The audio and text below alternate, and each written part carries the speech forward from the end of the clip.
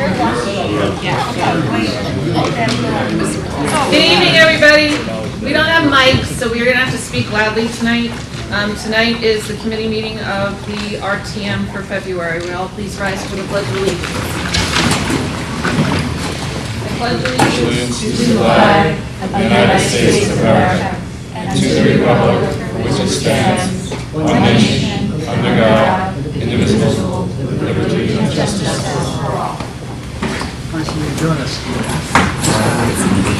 Good. Our first item tonight is to act upon an appointment to the Historic District Commission, Art Urbanus, who I don't think could be here this evening. The next person is Rosina Negron. Ms. Negron, could you please come forward?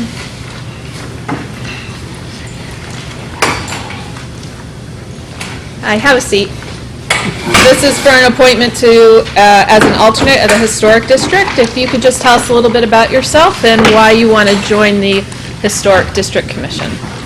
I basically have been in architecture preservation for my professional life. I've worked in historic preservation for about 10, 11 years. I live in the Historic District of Old Post Road. We've been there for 3.5 years, more or less. And basically I enjoy historic buildings, so I just would like to help the community. Great. Thank you. Well, you have a very impressive resume, so thank you for volunteering your time. Does anybody have any questions? I just wanted to echo what you said about your resume. It was wonderful to read, and thank you very much for considering your service. Anyone else? Thank you very much for being here this evening. Thank you. We vote on Monday. You don't have to be here unless you'd like to.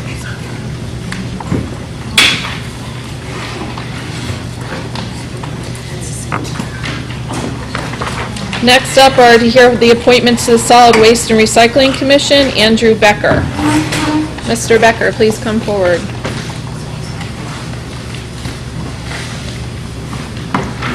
Welcome. Just introduce yourself and tell us a little bit about why you want to join the Solid Waste and Recycling Commission. Andrew Becker, local town resident my whole life. A lot of you guys probably know my brother David. I am, like I said, town resident, here to stay, just looking to give back, local business owner. I have a background in logistics, which I think will help a lot with the transfer station and stuff like that. Currently own a property services company here in town, and I'm also the deputy chief of the Southport Fire Department, so I'm just looking for ways to give back. Great. Thank you. Anybody have any questions for Mr. Becker? Seeing none, thank you very much. Thank you. Again, we vote on Monday. You don't have to be here if you can't make it. Next up is another appointment to the Solid Waste and Recycling Commission, Hugh Dolan.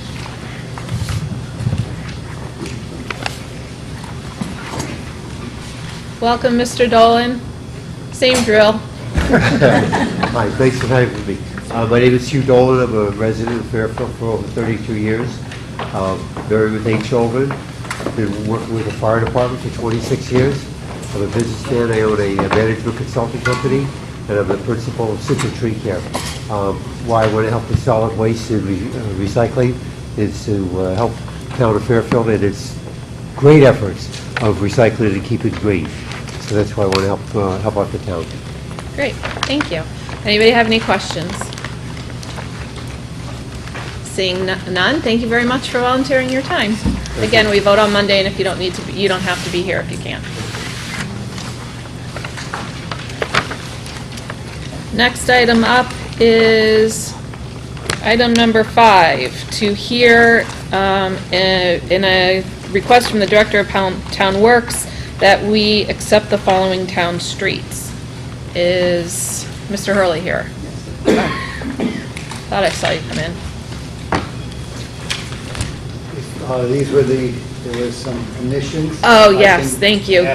Guys, it's in the backup online, but the hard copy that went out in the packet, if you get a hard copy, didn't have all the streets on it. So this Bill was kind enough to bring a handout for everybody. That's a full, complete list of the streets. And then we'll have to make an amendment on Monday just to add in those streets? Right. Okay. Thank you. And the clerk knows which ones we need to add? Yes, but I'll reiterate it again. Great, so that thank it's you. clear. Good evening, members. Although the following streets listed have implied dedication, according to state statutes, Section 13A-48, these streets shall be legally and formally approved by the town's legislative body unless otherwise authorized. The process of the street and roadway acceptance was performed decades ago. Some of you who've been here that long might remember. As the RTM formally accepted the new streets after they were approved by the Director of Public Works, Town Planning and Zoning, or the Board of Selectmen. For undetermined reasons, this process has not been practiced, and perhaps maybe as a way of streamlining government, but it really should be, starting with the streets presented at tonight's meeting. The town attorney confirms that this is the best process of street acceptance. The Director of Public Works requests that the RTM formally accept the streets listed on the above chart, which is what you should be just getting. I don't know if everybody's got one yet. So I'll wait a minute just so everybody gets it.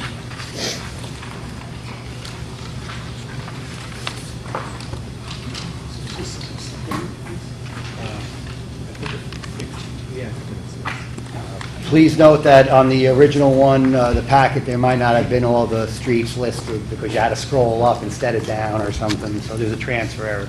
Apologize for that. Is this a supplemental list?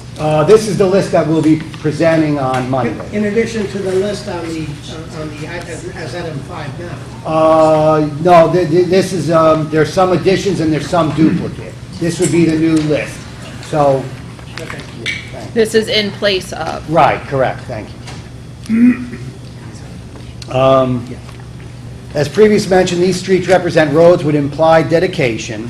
These streets have received town and/or Planning and Zoning Commission approval with maps filed at the town clerk's office. All streets listed are already maintained by the town of Fairfield DPW. These streets are mentioned just lack the formal acceptance. They are straightforward in the determination. And then in the future, upon additional research and confirmation, there's a few other streets that are not as straightforward or have marginal determinations that may be brought forward in small groups or one at a time. But for these 31, these are, it's just trying to get from implied dedication to formal acceptance like we used to do it decades ago. Okay. Representative McCullough. When's the last time you did this, Mr. Bowles? 1992. How did you, On the body. we'd like to postpone this till 2022. How did it come to be that you figured out we needed to do this? Just out of curiosity. Two things, two factors. Scott Lehman, our licensed surveyor, and I did attend a state-sponsored workshop at UConn, where, again, they said a lot of towns just do the implied dedication, but if something comes up legally, I'll just make up the number, but maybe 90 or 95% of times you're covered, but not 100%. Gotcha. With the formal acceptance, it's clear-cut, and it's the best way to do that. That was one. And then the other, for a relatively new subdivision, Attorney Bill Fitzpatrick was representing a couple of the homeowners on Meadow Ridge and Southport Terrace, who asked that the town formally accept their streets. And so between the two, we're like, might as well go for all the ones that are missing, so to speak. Gotcha. All right. Anybody else have any questions? Oh, sorry, Eric. Bill, Peter? one question for me. Sure. You're saying that all of these streets on this list are now maintained by the town of Fairfield? Yes. I mean, there's 31, but this spans 20-something years, so if you have 2 or 3 subdivisions a year, that's how, it can add up, and then we had a couple of down years, So the Ash Creek Boulevard, that's the Metro Center, but is that state property or is that town property? No, that's town now. We're plowing this thing? Yeah, yeah. And on that one there, to be honest with you, I know the Board of Selectmen, I don't know if it was this body as well, approved the name of it and all that, but again, we were just, dotting the i's and crossing the t's to make sure that it's established. And then we have the tax map number, if someone needs to know where they are, we have some photos. And then the town clerk map, and then, which references in your packet as well, so to show that research has been done to make sure. Representative McCarthy? By virtue of the fact that we're just doing this now, theoretically, for some interim period of time, there has been some level of exposure sort of into that. What would that exposure have been? All I know is from my own experiences that there's been anywhere from 2 to, say, 6 non-town accepted streets that the question has come, they're a lot more controversial than these, of course, but they've gone to court, or they, had the potential to go to court. And so that's one of the reasons why we want to just firmly establish this. Okay. I mean, I know I've seen town trucks on plowing Ash Creek, and I myself, it's... Yeah, I mean, we tried to, because it's been so long, we really, as I said, we really did try to just list the ones that are straightforward. There's probably 1 or 2 that we could have added on, but there's still a little, we're like 95, 98% sure, but we didn't want to even put them on, because we just wanted these, to be straightforward. Okay, well, no exposure is good, so. Good, glad to hear.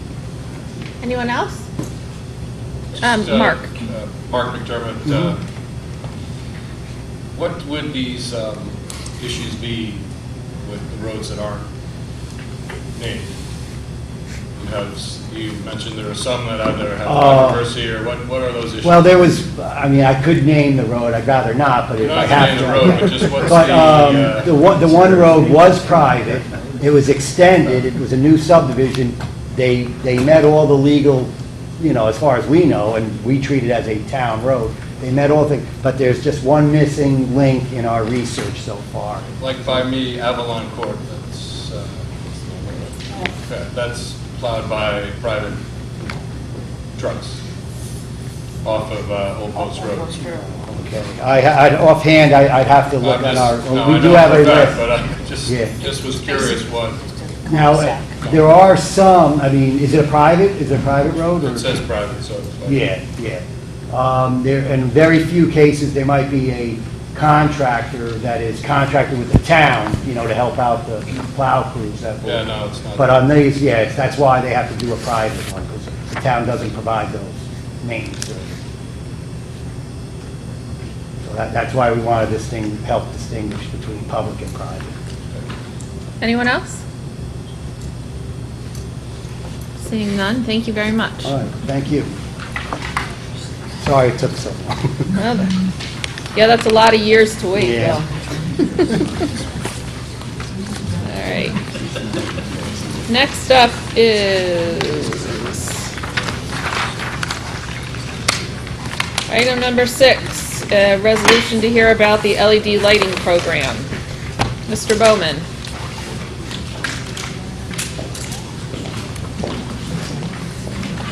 Good evening. This is a return to the program we had approved in December at $1 million level, when we were in a hurry to get something out, because UI said if something wasn't in place by December 31st, we wouldn't get the $500,000 loan. So we went and got an approval of $1 million program.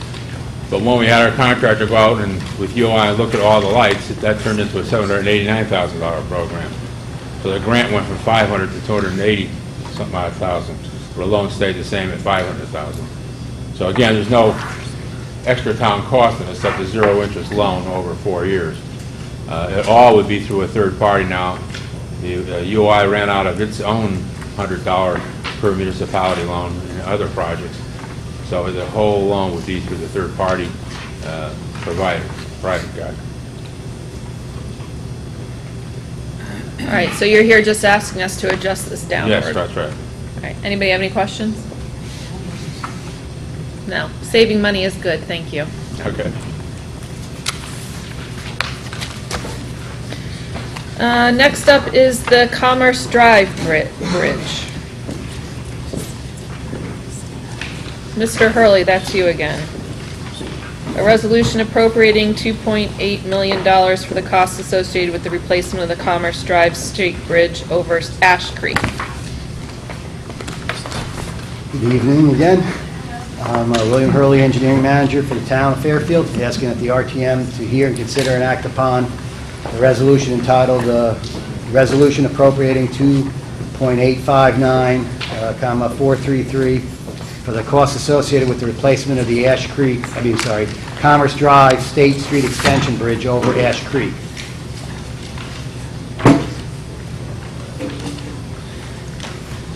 And authorizing a grant to fund 2.759, comma, 433 of such appropriation and authorizing the issuance of bonds to finance $100,000 of such appropriation. The bridge is the one that we're talking about, is the one by the old Connecticut limo and near Pepe's Pizza. That's the one that we're talking about there. Commerce Drive, that becomes State Street Extension when you hit Bridgeport.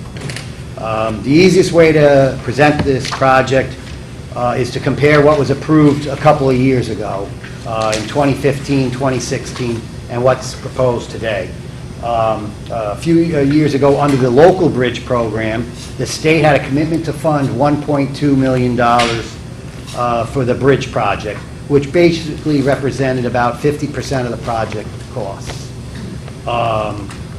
The proposal today is to accept a new grant called LOTSIP, short for Local Transportation Capital Improvements Program, but not to be confused with something called LOSIP, which is a different program that experienced a minor cut, or not a cut, a couple of months ago.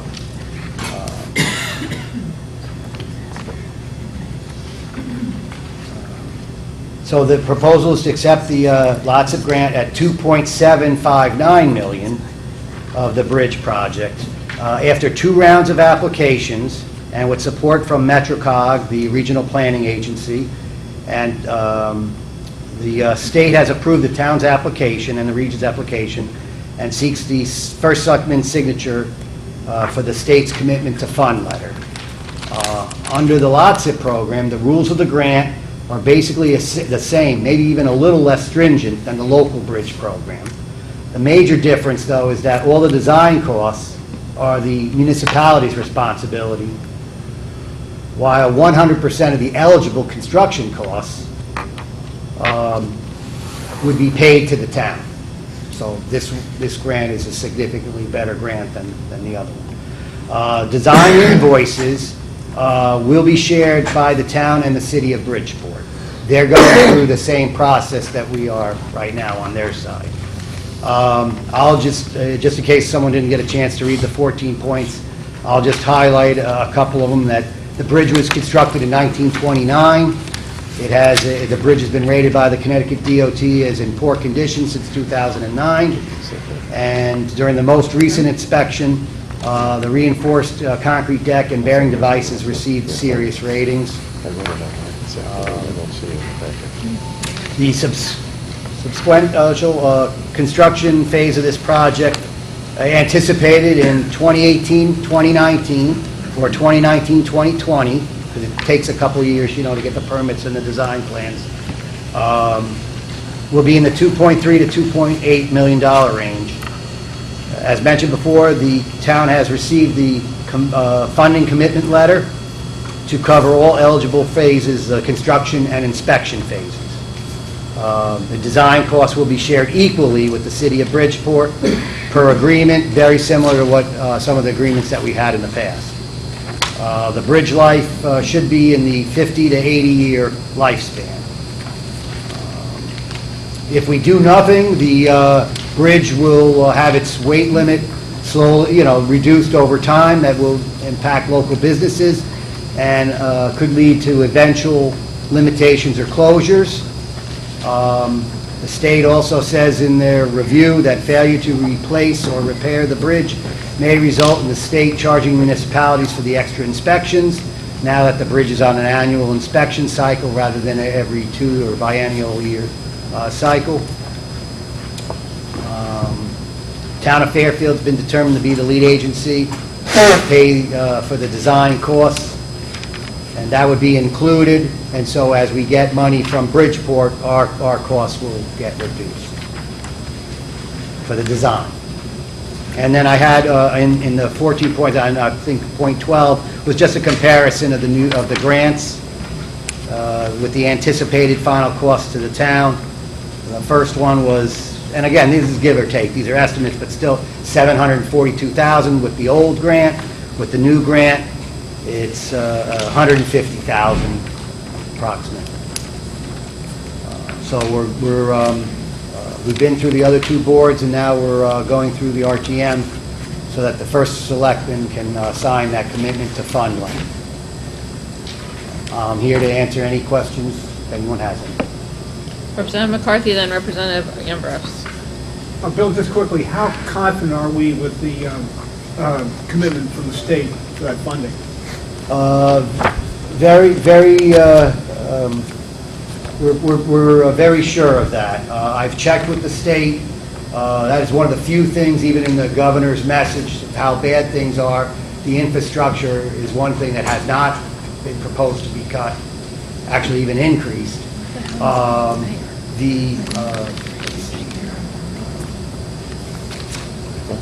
The commitment to fund letter basically highlights that the state will have reserved the money.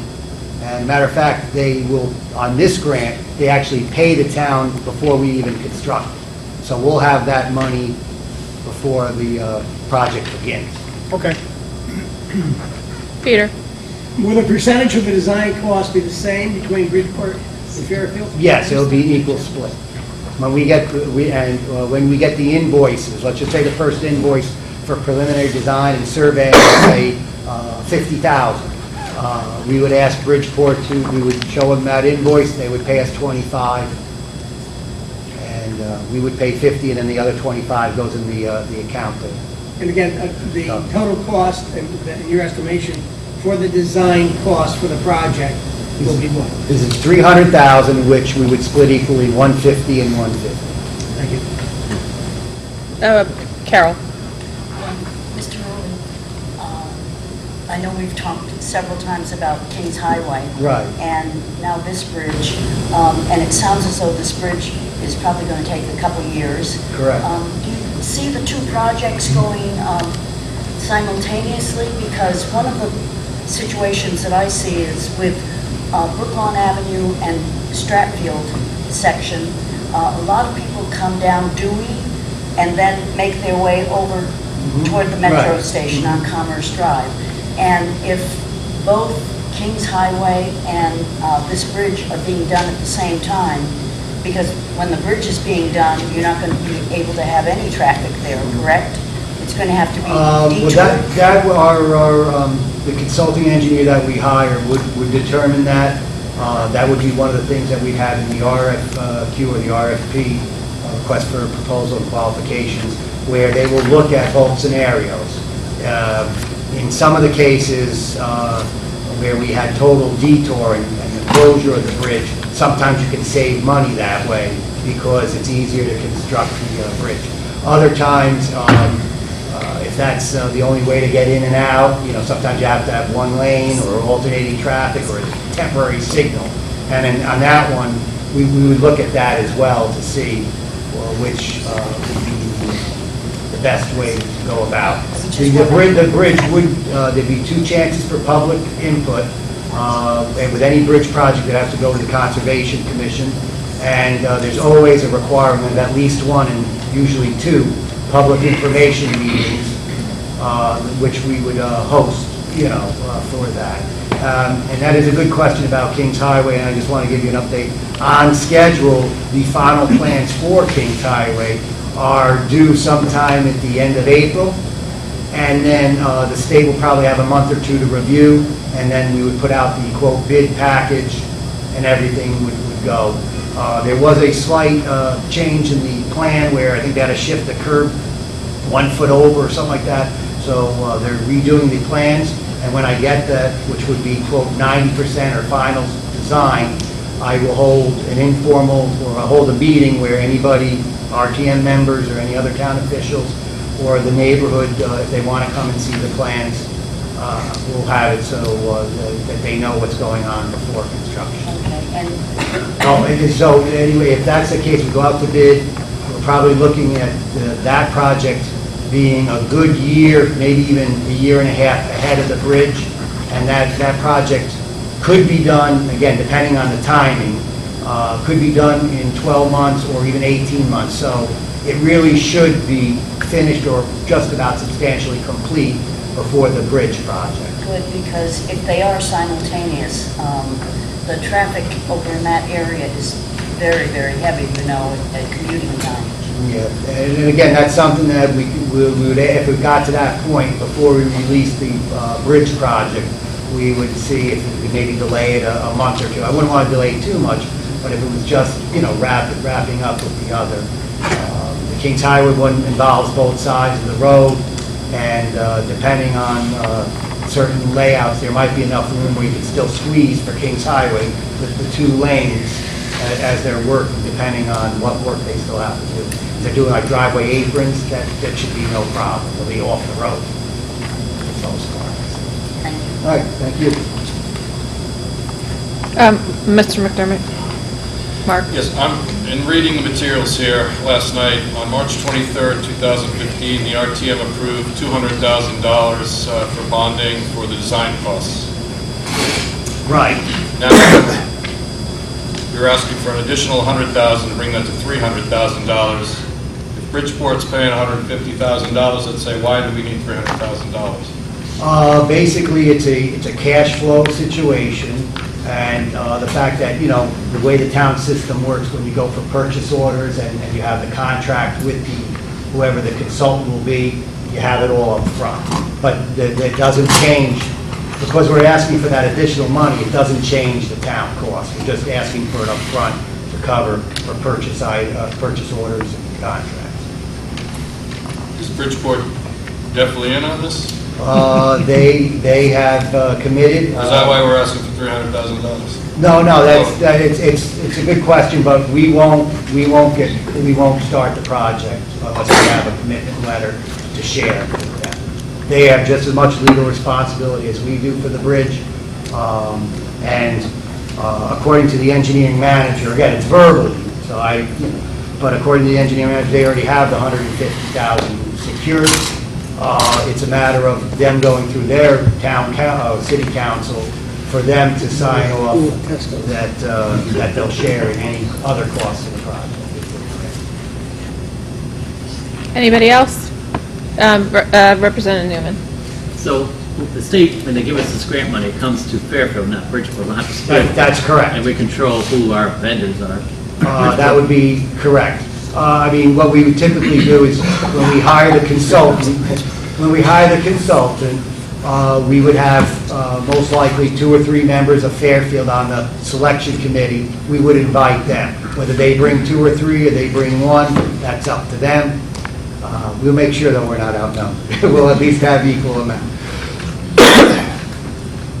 And then when the construction actually occurs, that goes on a low bid, that the state would also have to approve the vendor as well, so there's no cherry picking.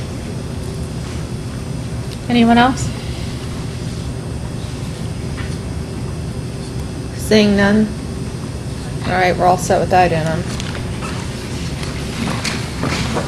Bill, don't go anywhere, because you have stuff to present on the For, capital reoccurring. I have your name down here, or am I wrong? was that Hulls Farm Bridge? The Holmes Farm Bridge? Yeah, I don't know if that's next or not. I can make it be next. if you- It doesn't matter, I'm here for a couple of others as well. I All appreciate right, it. I think it is next. Oh, okay. Can somebody help me? Bob Mayer's not here? Bob Mayer's not here. Mike Tetra's not here. Tony Jones isn't here. Just did it with 7. We're about to expend quite a significant amount of money, and I don't even see the town CFO here to explain some of this stuff. I believe. I'm sorry, that wasn't No, that's directed at okay. you. No, That was I- just me venting. I thought I saw a notice, but don't quote me on it, that there might have been a special selectmen meeting or something, but. No, that was today at 4 o'clock. That was all Right, okay. finished, yeah. That's all I'm saying. Can somebody, in the packet, the $2,300,000 here, they were supposed to, is that this That's first the Golden page Farm Act. with the Holes Farm, South Benson, Burr, Is there a resolution in there? I'd have to see the packet put together like this, without summary sheets on the entire thing. Yeah. Each phase has a summary sheet, but I'd like to see a summary sheet that outlines $2,050,000. I can't agree with you more, and I have to tell you, I am not prepared to vote on any of this anytime soon. Because I can't make heads or tails of any of this. I put through trying to find the summary for all of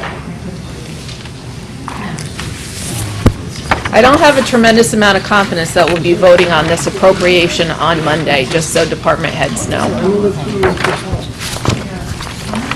All right, the first item, we will hear from Mr. Hurley on the Holes Farm Bridge design. This is under the $2 million authorization for non-recurring. Okay, good evening again. I'm here to answer any questions about the Hulls Farm Bridge design. The Hulls Farm Bridge goes over Sasko Brook at the Fairfield-Westport line. And although the bridge received fair ratings in 2010 and 2012, the ratings dropped to poor in 2014 and were downgraded again to serious in 2016. Highlighting the 14 points, the bridge was constructed in 1935. I mentioned the ratings there. We would be sharing the bridge with Westport, but Westport would be the lead agency. So that's why we're asking for $150,000. So they'd be the ones that put up to $300,000, and we'll be reimbursing them. Right now, the bridge does not meet the current bridge standards. And again, if we do nothing, the bridge will eventually have a weight limit reduced, and that would affect any trucks, school buses, emergency vehicles, which would, again, could lead to the eventual closure of the bridge. The detour would be very lengthy and could be rerouted through subdivision neighborhoods, or again, we could do that alternating traffic. That would be something that the design engineer would come up with. There is a transcontinental AT&T line that traverses the bridge. This one here, though, might be of interest. Right now, the question is whether this bridge would be eligible for state funding under the state local bridge program. We will find that out March 1st. Right now, we have it as we would be paying $150,000, which would be 50% of the design of the bridge. If we are eligible for the local bridge program, then typically the local bridge program would cover 50%. And then from there, if you imagine we were just using the 100% number, 50% would be paid by the state, 25% by Westport, 25% by Fairfield, if we're able to apply for that. We'll find out, as I said, that in March. Going through the local bridge application and the consultant selection process, we probably wouldn't get the first design invoice, I would estimate, in the summer of 2017. Does anybody have any questions on the Holes Farm Bridge? Where would they, I'm sorry, Go ahead, Alex. where would they go around? I mean, that's quite a... Yeah, it is. You'd have to, we would have to sign, even at Route 1, to have them cross over the I vote Michael Sasko Hurley's house. Bridge there. The locals might find a little shortcut through, there's a couple of neighborhoods, but that's not really that good of a shortcut. Or you go way up north, so that is one that the public, but that's a good question, because that's one where the public input or the public information is important. You know, if the public's not willing to tolerate a long detour, then, you know, that might have an effect in the design. If there's ways to do what sometimes they call accelerated bridge construction, we might be able to close the bridge in a very short period of time and have them constructed rather quickly. So, of course, it costs a little more. And one of, it doesn't really affect many people, but the horse riders at the hunt club, how are they gonna get out there? For during the construction, they would have to go around. I don't really see, unless, of course, we have, even if it's alternating traffic, right now, that bridge does not have any existing sidewalks. Right. There'll be a proposal to have at least sidewalk on one side. We'll investigate sidewalk on both sides. So, yeah, I hate to say it, but most likely the horses will be out of luck and they'd have to go all the way around for that, yeah.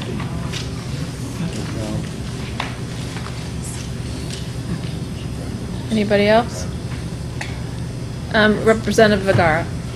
In an email, I think that someone wrote to you that there would be an eligible bridge list late in February. Oh, yeah, that's the one I was referring to in March. Yeah, late February, early March, where they will list the eligible bridges, and we're hoping that that bridge. Okay, so that hasn't been released yet? No. Okay, thank you. We've let them know that we're hoping for it. I believe it's really up to the DOT commissioner now. So do we have to seek the appropriation, the resolution at this time in order to be eligible for the funding that might occur in March? If you were to like postpone it a month or so, I don't think it would have a major, impact on that. We would apply for it. We'd have to get a formal acceptance of the grant, and then we would continue with the process. The only thing that would do is it would push us back a month or two in possibly hiring or starting the process of hiring a consultant. That's all. Any other, Carol? Fast. I'm just curious, every bridge, it seems, it's the magic number, 150,000 or 300,000 for the design. It doesn't seem to matter what size the bridge is or anything of that sort. Can you comment on that? Well, on this one, I would think that the Hulls Farm Bridge would probably be a little bit cheaper, say, than the Commerce Drive. But as I mentioned before, there's some new component, there's other components that we have to worry about, the transcontinental AT&T line, and if there was a detour or phasing, that would impact, yeah, so that's why we had put that number in. Westport would be the lead agency, so if the design cost came out to $260, it would be $130 each. If there was no grant, if there was a grant, I think it comes out to $65,000 for the town to reimburse Westport, because they would be the lead agency. Right. On this bridge. Anybody else? Shanna. I'm just confused as to why we're trying to fund right now when we don't know for sure whether this bridge will be eligible for the grant. As I said before, with the status of the bridge, in 2010 and 2012, it was in fair shape. And now all of a sudden, in 2 years, from 2014, it was in poor, and now they've listed it as a serious. So the some bridges slowly degrade, and this one is going kind of quick. So that's why it's presented. Because our response, just because you don't get a grant, that doesn't relieve us of the responsibility. I see. And if there is an issue getting it reclassified? Oh, that they denied already. They did deny it? Yes. The reclassification for federal bridge. There's three different types of bridges. You could do the local bridge program, which is at 50%, and only certain bridges are eligible for that. The local bridge program is 80%, and they have to be local roads. They can't be your major highways. You would figure it'd be the other way around, but it's not the way they do the bridges.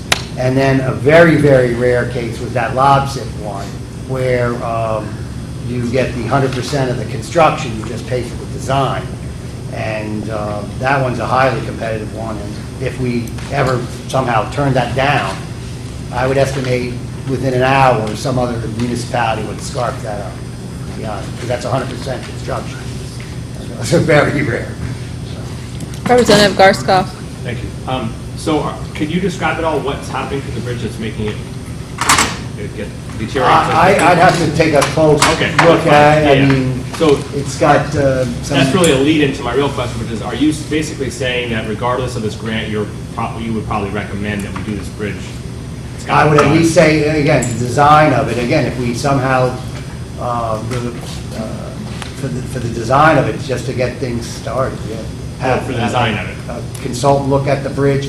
If there's something, there might be possible where, I think on the Harbor Road Bridge, we were able to do a quick fix to kind of give it another year life, so to speak, before that one had to be closed and reconstructed. You know, for here, it might be possible, but it might not be. It all depends on the problem. So you're saying the design, it's important to do the design phase just to see what the step, really how bad it is and what the possible. Right, yeah, they do give us, I mean, it might be in your packet, they give us a whole bridge inspection report that we go through and take a look. Sometimes they make suggestions in it, sometimes their suggestion is the town should hire a consultant for the, complicated bridge. So I guess the idea of holding off on passing this would not, you wouldn't necessarily favor holding off on passing the design phase, because you're saying we kind of need to do that regardless of the state grant. Right, yeah, the fact that it's downgraded so quickly and the state said it was serious, I mean, that. Even in the case where we don't wind up doing the project right away, it would still be good to get the design phase done so we can see if there's any remedial that we could do. Right, and again, most bridges will take at least 2 years for the design, so just I see. thinking, if it were to be, if we delayed the design for another 2 years, for instance, then you're not even gonna construct it for another maybe 4 years if you did that.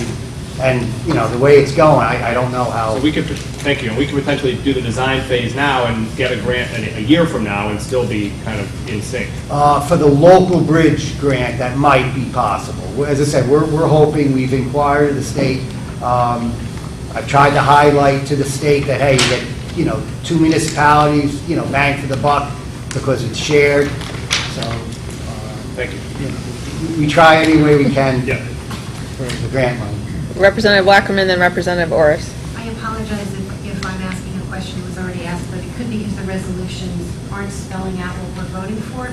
So are we voting only for the design funding, or are you asking us to vote for the whole piece? I'm sorry. No, on this one here would be the design, and I'm not an account. I think the way that at the Board of Finance, and certainly anybody chime in if they want. No, I feel bad you're on the hot seat. Yeah, that's right. But It's if our I packet recall, is very, Typically, they break the bonding into 3 groups. Right. What they call a 5-year bond, a 10-year bond, and a 20-year bond. And the projects that have a long service life would be put in the 20.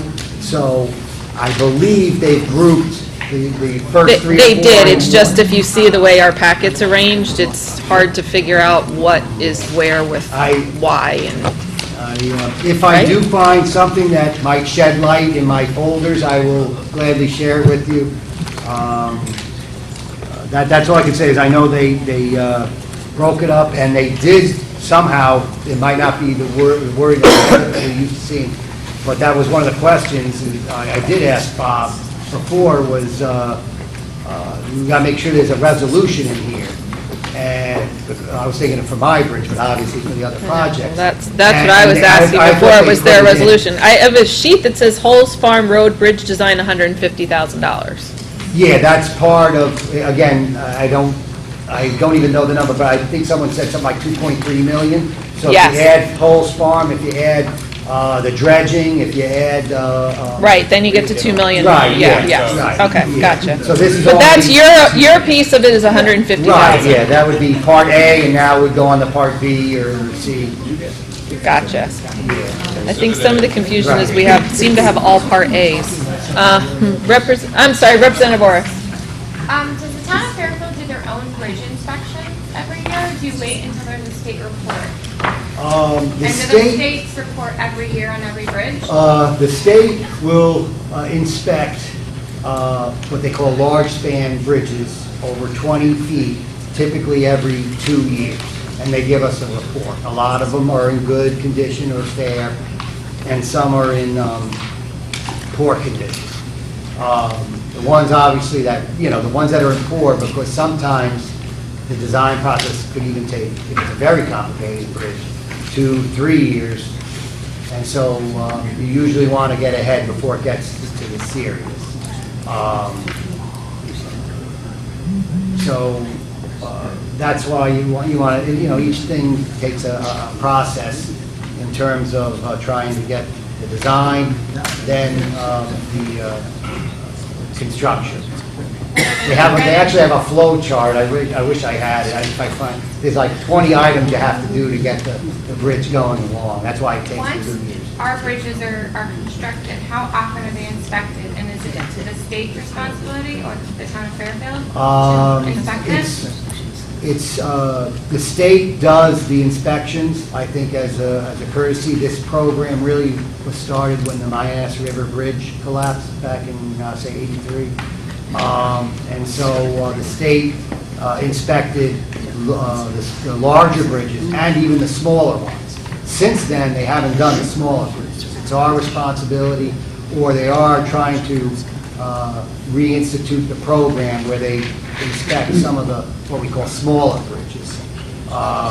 We do, whenever we have a chance, go out and at least do I'll call it I guess, informal inspection, because we're not 100% experts, but obviously if we see something that's not right, we will make that call and then get some expert, or if it's something that we are able to correct on our own, we could do that. And that works sometimes with some of the culverts that we have in town.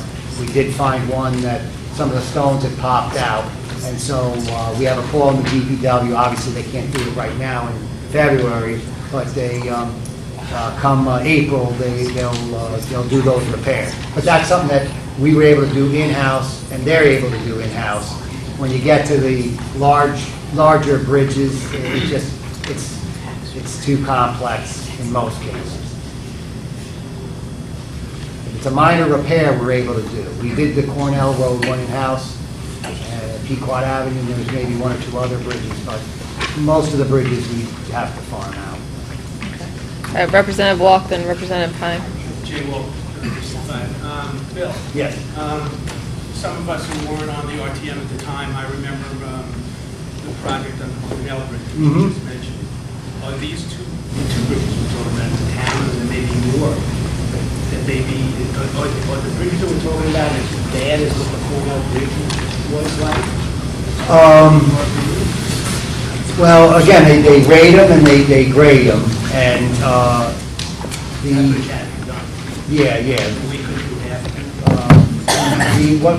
what typically, as I said, happens is the Board of Finance, the RTM, so that we don't get bombarded with, say, 6 bridges in 1 year, we have what they call the waterfall chart. I know the Board of Finance is big on it, and they list it. And there's ones that are upcoming, I think, are Brookside Drive Bridge, and there might be another, it's escaping me right now, but there's another bridge on there for 2021 or something like that. So we do try to spread the bridges out. On this case here, as I said, we have a couple that we able to either get grant money or that we share with other towns.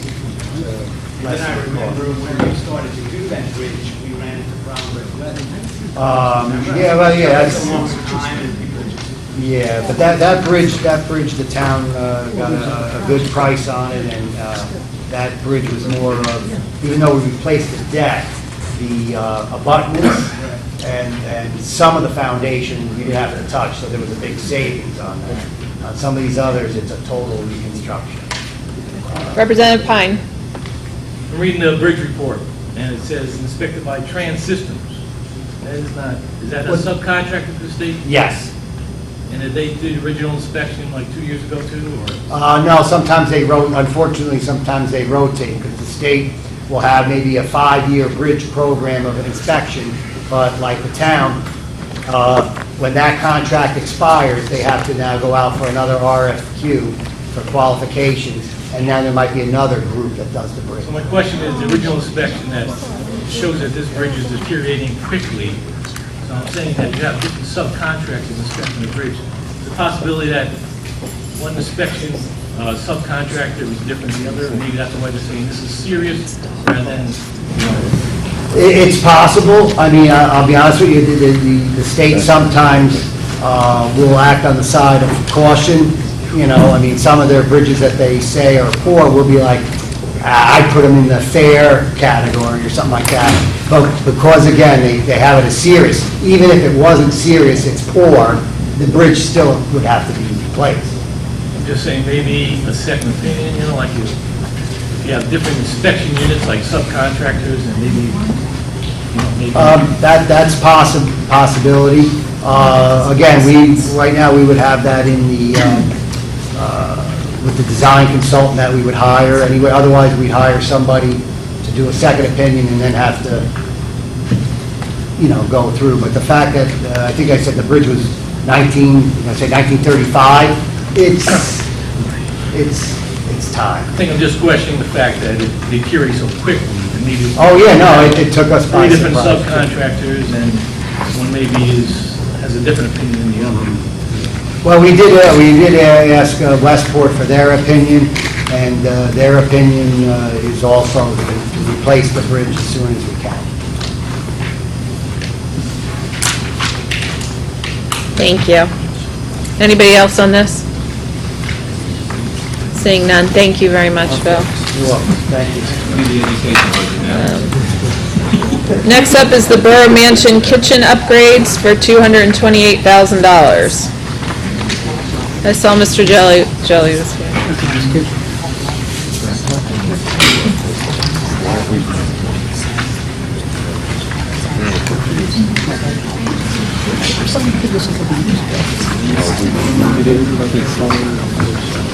Good evening, sir, welcome. Good evening, everybody. Waiting for my cohort. Oh, okay.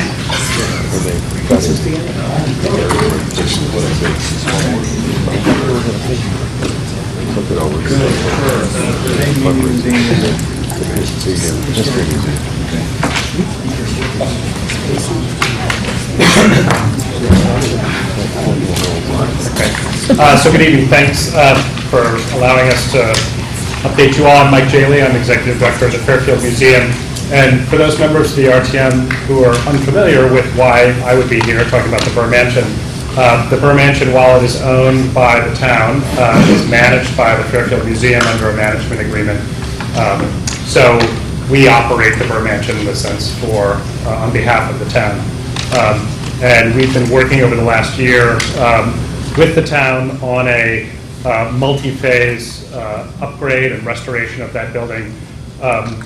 The Burr Mansion had been for over 25 years absent any real significant maintenance, and as this body may recall, last year we came before it to allocate some emergency funding to deal with collapsed plumbing and some emergency electrical issues.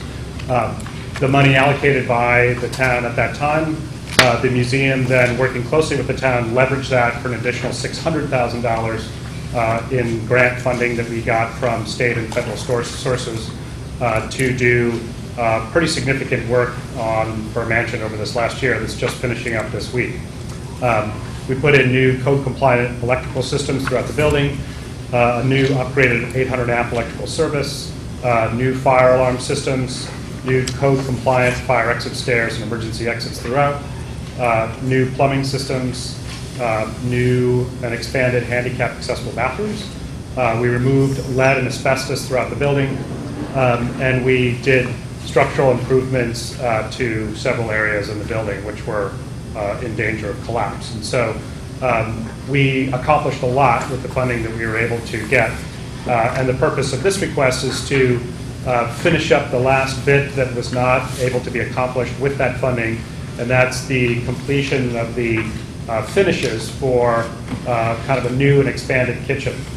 For those of you who have been in the Burr or used it in any way, for many, many years it has operated under its many, many events. It's used very frequently for community events like Christmas Tree Festival, the Enchanted Castle, Santa's House, in addition to a whole range of private events and weddings. Those events have all used a very tiny residential-style kitchen, which has largely failed a number of years ago. Its ventilation hood is no longer working. It often causes smoke alarms to go off for the fire department to respond. Its appliances are broken or not working, and it causes all events there to take on additional expense of bringing in a whole sort of mobile kitchen for all events there. And so this request is something that we've gone over very carefully with the town to finish the interior finishes so that we can have a proper, safe, code compliant with the proper ventilation hoods and all the code required events for an event facility of this nature. Burr Mansion is used quite a bit. It's on the scale of, Penfield Pavilion, I think, in its usage. It is one of the most popular and well-used event rental spaces in the town. And this work that we've been doing has, to save you all time and energy, I had a lot of interest from Christmas Tree Festival folks and Enchanted Castle and Santa's House and Junior Women's and those folks who wanted to come tonight to speak in favor of this, but I asked them, in the sake of time, to not That's to come good, because tonight. we don't do public comment tonight. Oh, well, there you go. They would have wasted their time. Yes. But I'm happy to answer any questions about the project to date and what's proposed. Do you want to add anything, Bill? No, just if they want, the board of selectmen meetings were the ones that did showing support. So there's a wide range of support, like Mike had said. There's a new fresh air intake, as he had mentioned. There's updating of equipment. I went out there with Joe, who was unable to make it tonight. It looks great, all the improvements that they made with the $600,000 that they had gotten, and now the only thing left for the immediate plan anyway is the kitchen area. Questions? Representative Garskoff. Thank you. Can you, in very brief way, explain why it will cost so much to the kitchen? Like, what is so expensive about it? The short answer is, in a historic building of this complexity, nothing's really inexpensive. The space has been demolished. It has been structurally reinforced, but it needs new floors, it needs new walls, it needs some of the biggest expense comes from code requirements for ventilation, for stove use and things like that. We're required by law to provide fresh air intake that's conditioned and vented out and things like that. So the equipment is really a big part of that cost. And am I right that this doesn't need to be a union project? No. Okay. It'll, like all projects, it would be bid out and by the town, competitive bidding. Okay. Prevailing wage. It is prevailing wage? That's the question. Yeah, that would be a call for the purchasing department. If I recall, there's a $100,000 limit and there's a $400,000 limit. And on one of them, if it's a remodel, you might be able to go lower or higher with the number. I don't want to give you the wrong information, but there's one that's 100,000 and there's one that's 400,000 to determine whether it has to be prevailing. Well, let me ask, maybe I could ask it a different way. Like, how are these numbers derived? Where do these numbers come from? So these numbers came all from putting it out to estimates. So the design work has already been done. It was part of it was hoped to be part of the work that we currently did. It's just with structural changes and everything we had to do, we weren't able to afford it. So the design and the engineering work has already been done. We took those plans and we basically put them in front of a number of contractors who do various components of these work. And so while we didn't get multiple competitive bids, we got pretty close estimates from contractors and HVAC, stove ventilation people, all the experts who would be doing this kind of work. So we're pretty confident in the numbers. There is at least a mini breakdown. Yeah, I see that. Yeah. $10,000 in design and engineering. You said, is that something separate? You said that was already done. The design work has been done. That's really just an allowance in there because oftentimes, as we all know, when construction's underway, something may be encountered. the contingency on this is pretty low, and I'm actually pretty confident that it won't be used, because the space has already been demolished, all the walls have been opened up, and so there's no hidden secrets anywhere in there. So it's put in here just because, we want to be safe and not have to come back to this body to ask for more, should we uncover anything as a surprise. I just did my kitchen, so that number doesn't look that big. Oh, this number doesn't look that big. Anybody else have questions? Yes, Ken? Will this increase the utilization of the building? It will, and I'm glad you asked that, thanks. So the Fairfield Museum has been working with the town, and we've been working with graduate students at the Jack Welch School of Business at Sacred Heart to develop a business plan, which I'm happy to bring to this body at a future date. Basically and this is what's been driving this capital investment, because we've looked at comparatives throughout the state.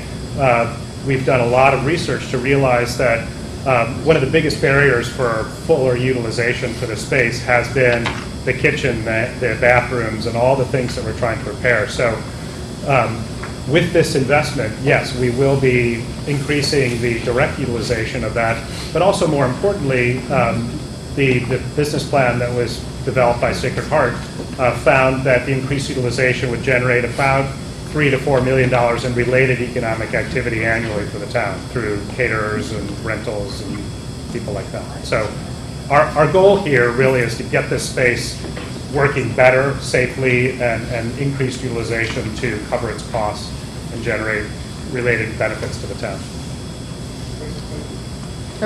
Alex? Yeah, when this whole cooking facility is done, regarding that whole historic district thing, will that be the only facility that can cook if people want to do something at the Sun Tavern and things like that? I mean, is this going to be the hub of catering, more or less, in that area? In that area, yes. And the HDC has already reviewed these plans and approved it. The only real exterior impact that this will have is, we're required to put a ventilation hood outside the building that they've already reviewed and approved. But Sun Tavern's really not set up to do any kind of cooking. So this will really be the only space, facility, beyond Penfield that can do that. So like for the Fairfield Museum also? Will you be doing We don't really have a catering kitchen. We have a tiny kitchen that, we bring in caterers to do warm up things, but we don't have any ability to cook.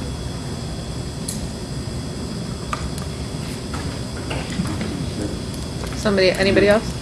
Yeah, Peter? Just to double check, it sounds like the rates for the rentals are going up, and that will help us recover some of these costs? It is. So the rates are set by the selectmen. We make recommendations, and they're approved by the selectmen. And so in this last year, the building has really been under construction for a year. And so we've not made any changes to the rates, obviously, because it's been a hardship for a lot of renters. So we are looking at making some additions for early next year, and then we'll be going probably in the next month or so to the selectmen to approve rates going forward.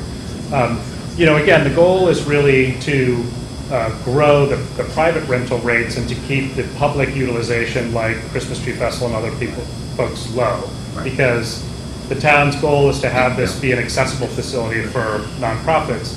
So we look to raise the private rental rates. Tom?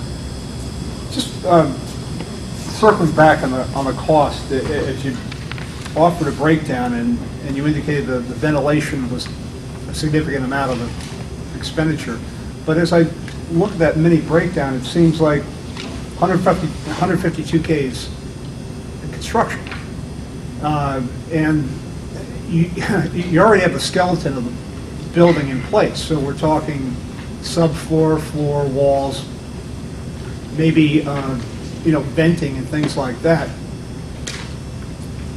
I could do a whole lot of drywall and subfloors and venting for $150,000. It just, I'm having a difficult time wrapping my head around $152,000 looking at the space and what has to be done, especially since you've parsed out the HVAC, which you've already said is a significant part of the expenditure.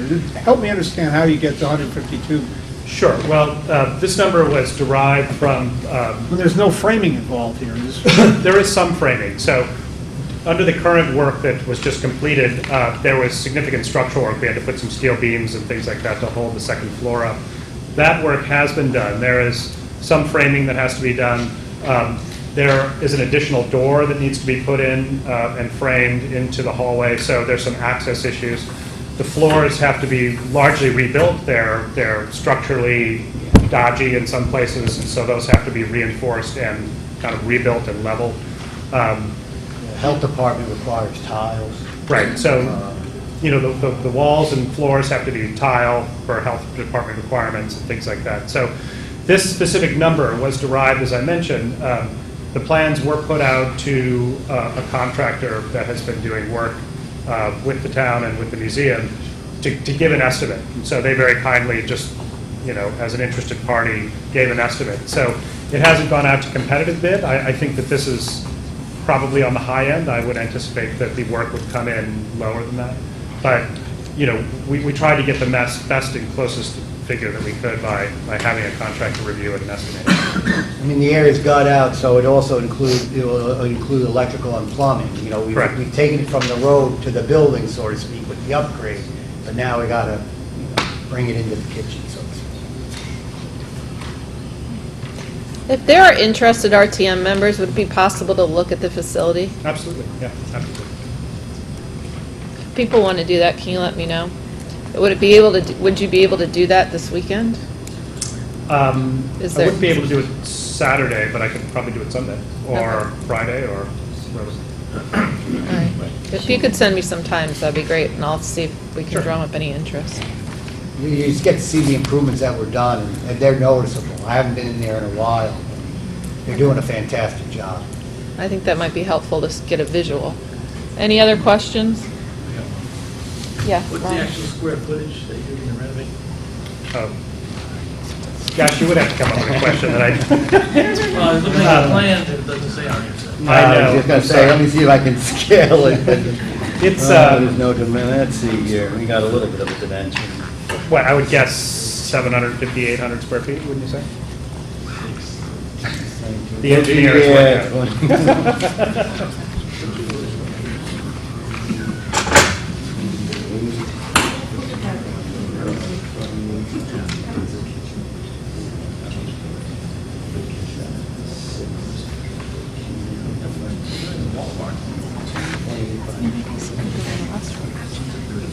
Oh, they are.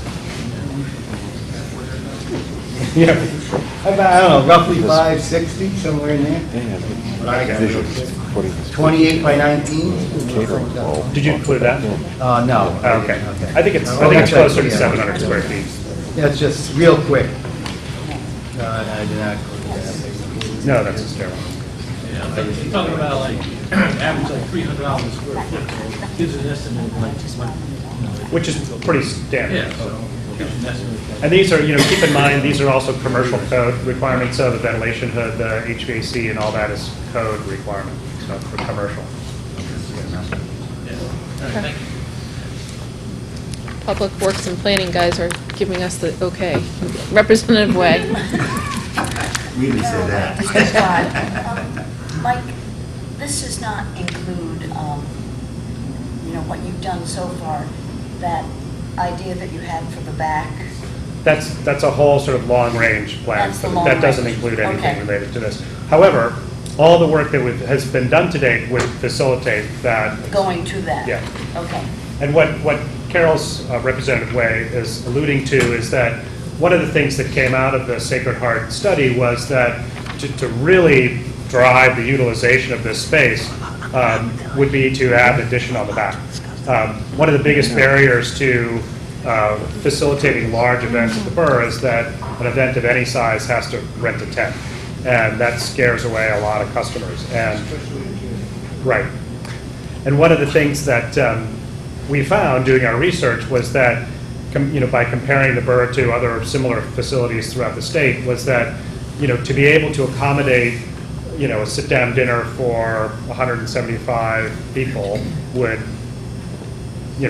double, if not triple, its utilization. So but that's down the line. There's no Okay. money for that. No, I- But everything we're doing would facilitate Exactly. that and support that.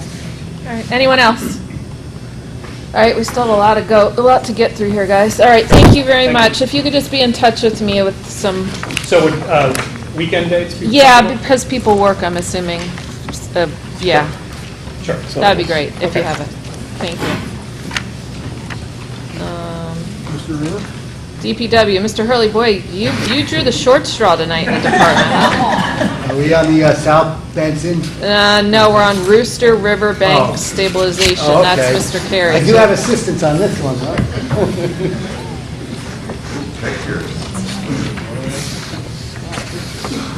Visuals, we like visuals. Yeah, I don't know if you can see We're it. having a hard time reading our packet tonight. I know, black and white. But it's good, Brian.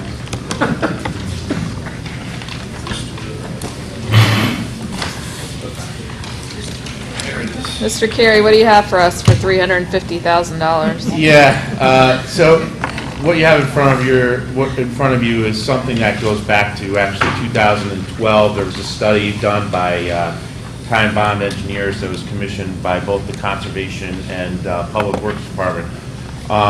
If you go to the stretch of the Rooster River, that's basically along Woodside Drive, Woodside Circle, there's an area that's becoming severely eroded behind the back of these homeowners' houses on Stratfield Road, and the town has open space in this area. And just for reference, that's Assumption Church here. So in the 60s, a house was built on the bend of this river, and this is all in the flood zone and floodway. And in the mid-2000s, this house illegally constructed a wall in the river, which currently is under notice of violation with the inland wetlands. This house subsequently went into foreclosure about a year ago. We were doing some negotiations with the bank. As I said, there's a pending violation that we're trying to resolve. The construction of that wall has actually caused a lot of the river to basically be slingshot into these neighbors' properties, causing disruption and erosion. The study that was commissioned in 2012, looked at the entire watershed, and because there's been so much construction in the watershed since the 50s, the velocity of the river has increased so much during, your 1, 2, 3-inch rainstorms that this occurrence of erosion is going to continue even after we kind of resolve this wall. Like I said, the town has property here, so we're experiencing some of the erosion too. But if this isn't corrected, this will just continue to erode the backs of these properties. The town does have infrastructure, stormwater infrastructure, that is being impacted by this.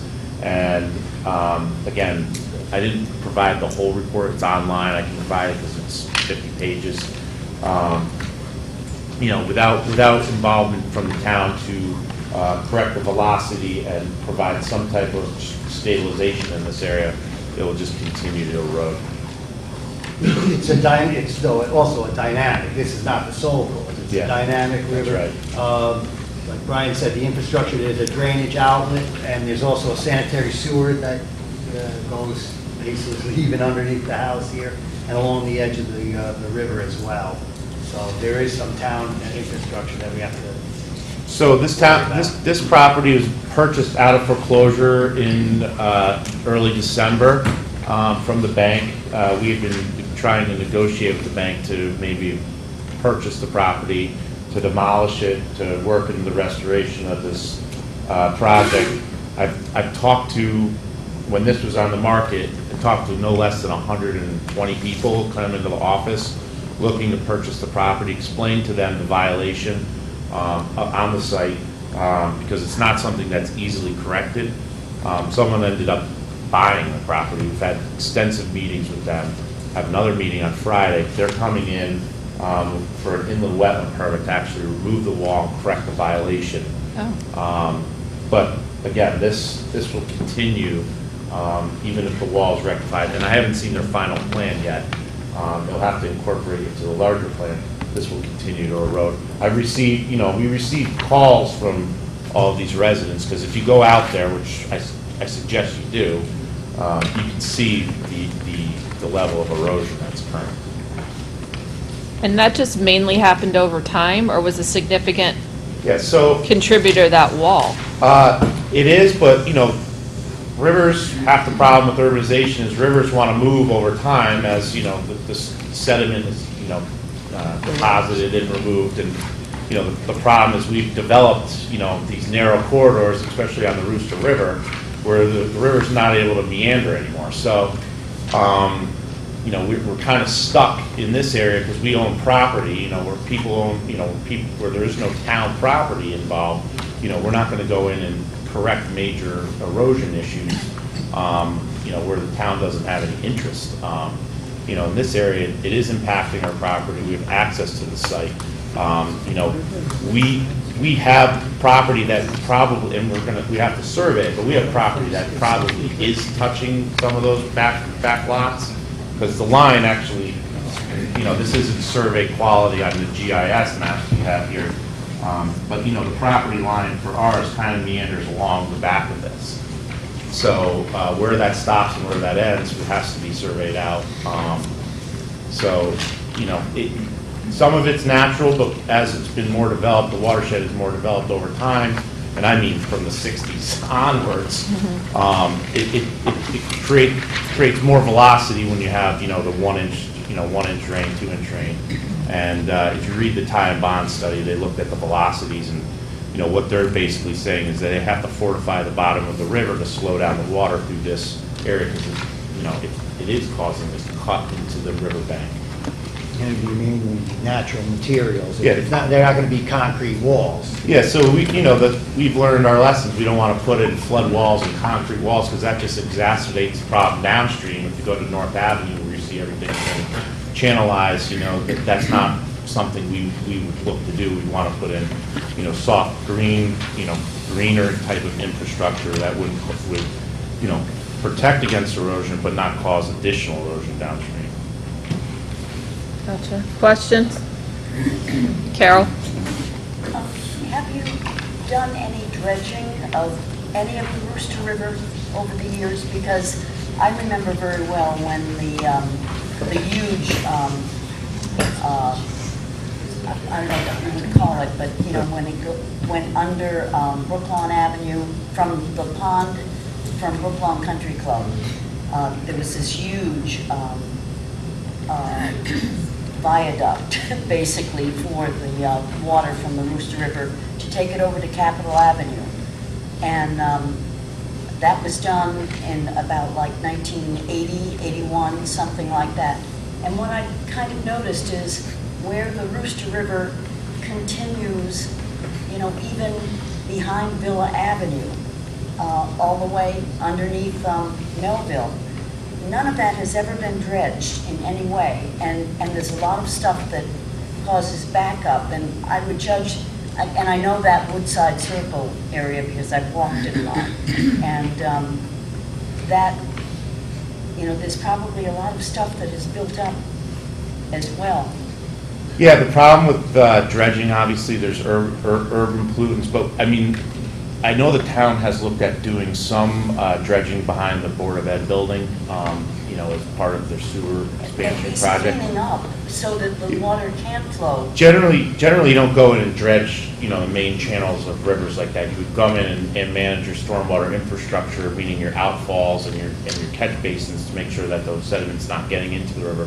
But, you know, as far as, you know, changing the hydrology of the river and going in there and dredging it, if there's no navigable uses of the river, that's not something that would be standard practice. Perhaps dredging is not the term that I should have used, but cleanup? Yeah, so... Because there's a lot of stuff that is in that river all along the way. Absolutely. So, you know, when the town, all towns have gotten away from putting a lot of sand on the road, which is basically caused a lot of the sedimentation in these rivers to occur.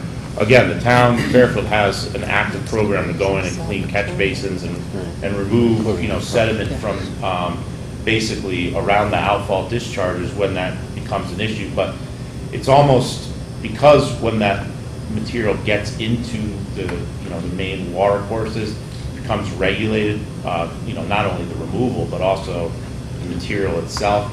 Unless there's a major blockage, that's not something that's normally done. Well, I do know that I've had residents tell me that because they live close to it, that they have their basements filled because of. Yeah, so one of the issues, and just getting off, there is a pinch point in the Rooster River that's going under 95 and the railroad, and if you look at the flood maps, you can basically see, because that pinch point, Right. the floodway open, not the flood zone, but the floodway basically balloons out all the way up to Kings Highway there and behind the Board of Ed. But I know that I don't know where you've gone, that's state infrastructure, and in order to, really alleviate a lot of the problems during flood stage, you'd have to actually increase the capacity of those pipes, which if you're on Commerce Drive, you can kind of see by the old, Connecticut limit. I'm going to interrupt you, though, for a nice transition here, though. Probably next month, whether it be myself or Mr. Michelangelo, will be presenting money for the boards to approve a $30,000 for upgrading and updating the Rooster River, lower Rooster River flood zone. That was approved by the State Bonding Commission, and they sent us the authorization letter for that, and so I imagine the next round, the Board of Selectmen and Board of Finance. So we'll be actually coming before you on that. Jay? Hey, Jay. Sure. You mentioned, I just want to bring up a point about the Rooster River and not put a different hat on my head, not only RTM, but the president of my condominium. We dredged our pond about 8 years ago. The dredging hasn't taken, and it's now filling up again from the sediments, Carol, that what's going on right now is that, and we've talked to I talked to the town about helping us dredge, and helping us with the funds. We're planning on doing a grant to help us. But the problem with that, with what you're talking about, the guy who dredged our pond said to me that it's, all the garbage is in the brooks, coming down from Easton all the way to us, which our pond goes into a brook, which goes into the Plastic river. bags, it's And the garbage that's coming into us, that's landing into us, he tried to work with the state to try to say he had a solution. The banks overflow because of garbage in the brooks, he was telling me. That's why it goes over at times. I'm not sure all the time. So he was going to put these barriers at certain points to catch the debris going down and people throwing stuff into the brooks. So it is an issue. It's a big issue. We try to, and to deal with the state, try to get them to come and clean, that's what I'm saying, to come and clean the brooks, to clean the dirt.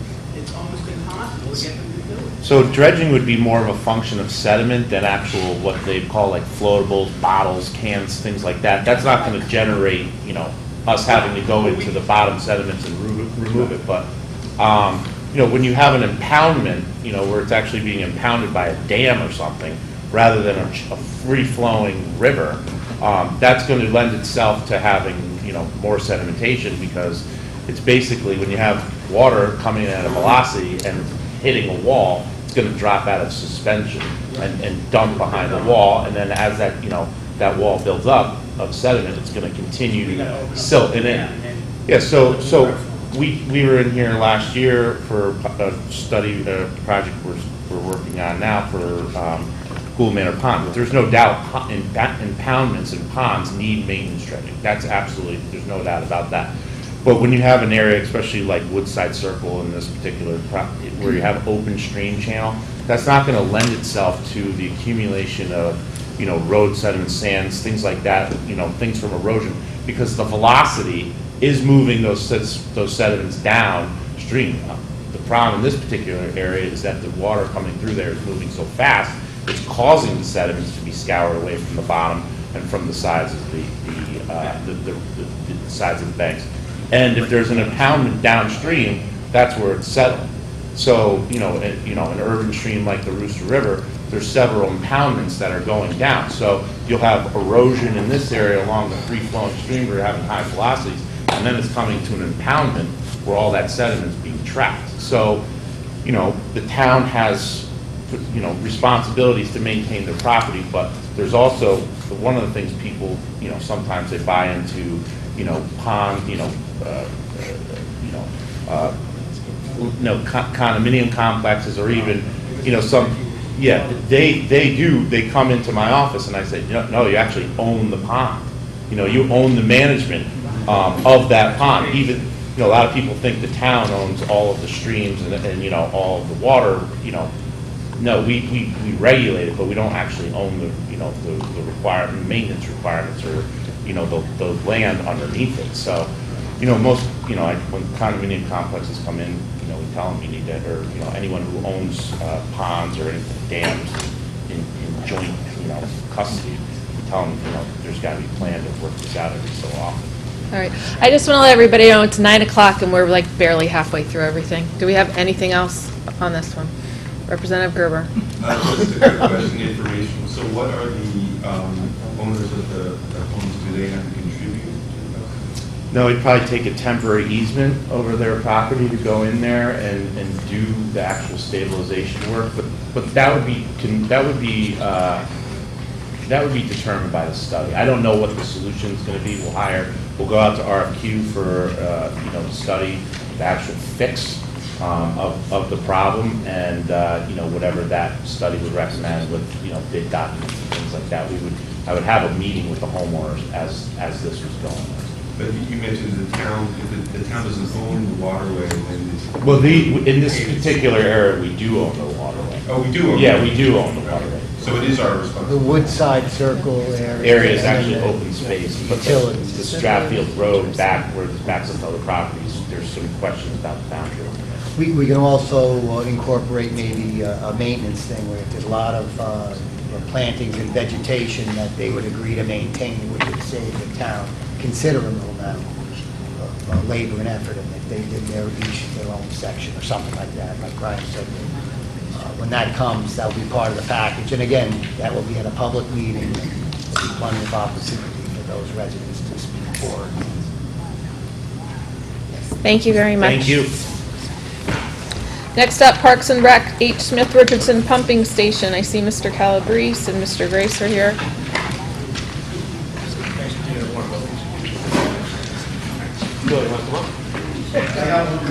Pumping station for $150,000. Welcome, gentlemen. How are you?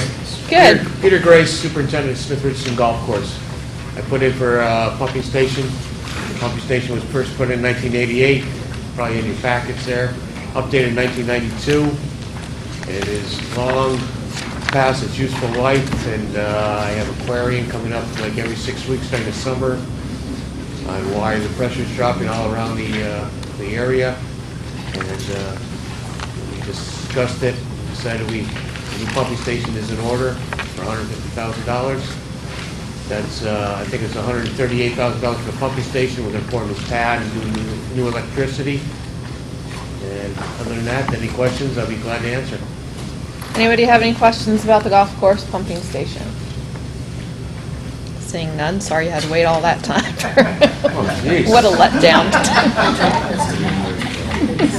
I also add that the $100,000 that we usually get for the 10-year plan was put down the road, so I will be coming back next year for the 10-year plan, but we always come for $100,000 for the 10-year plan. This is not part of the 10-year plan. It's not part of the 10-year. No questions? I love you guys. I'm sorry. Alex. It's up on top of the 6th, right? What's that? The pumping station between the 6th and the 10th? Correct. That's the highest elevation on the course, I believe, isn't it? Is it supposed to be? Is that good, bad? That's, Very good, yeah. that is actually the softball field, because we put the softball field in, so we pump up to the softball field, so that's a big pump up to there, but it's about, probably about 20 feet below the driving range softball field. Which is across the street and all Yes. that. It's kind of a, frankly, it's Right. part of the course. Okay. Is that good or bad that it's at the highest elevation? Well, with a new pumping station, it won't matter. It's fine, what we have right now. All right, great. Thank you very much. Thank you. Thank you. Next up, on the 2 billion, we have the HVAC for the Board of Ed. Sorry, Anthony, I'm sorry. It's the way, I know. I know. I have good news, though. You're like at the top for the next. 2 hours. Sorry, I wasn't how I would have organized it. But I'm not in charge of financing, It so. would be in our best interest if you wanted to organize all of the Board of Ed projects, so that we weren't going back and forth. But Trust me, it'd be easier for us too. We're having a hard time following the bouncing ball. Phil Dwyer, Chairman of the Board of Education, Tom Cullen, who's Director of Operations, here to talk about any policy or priority questions that you might have.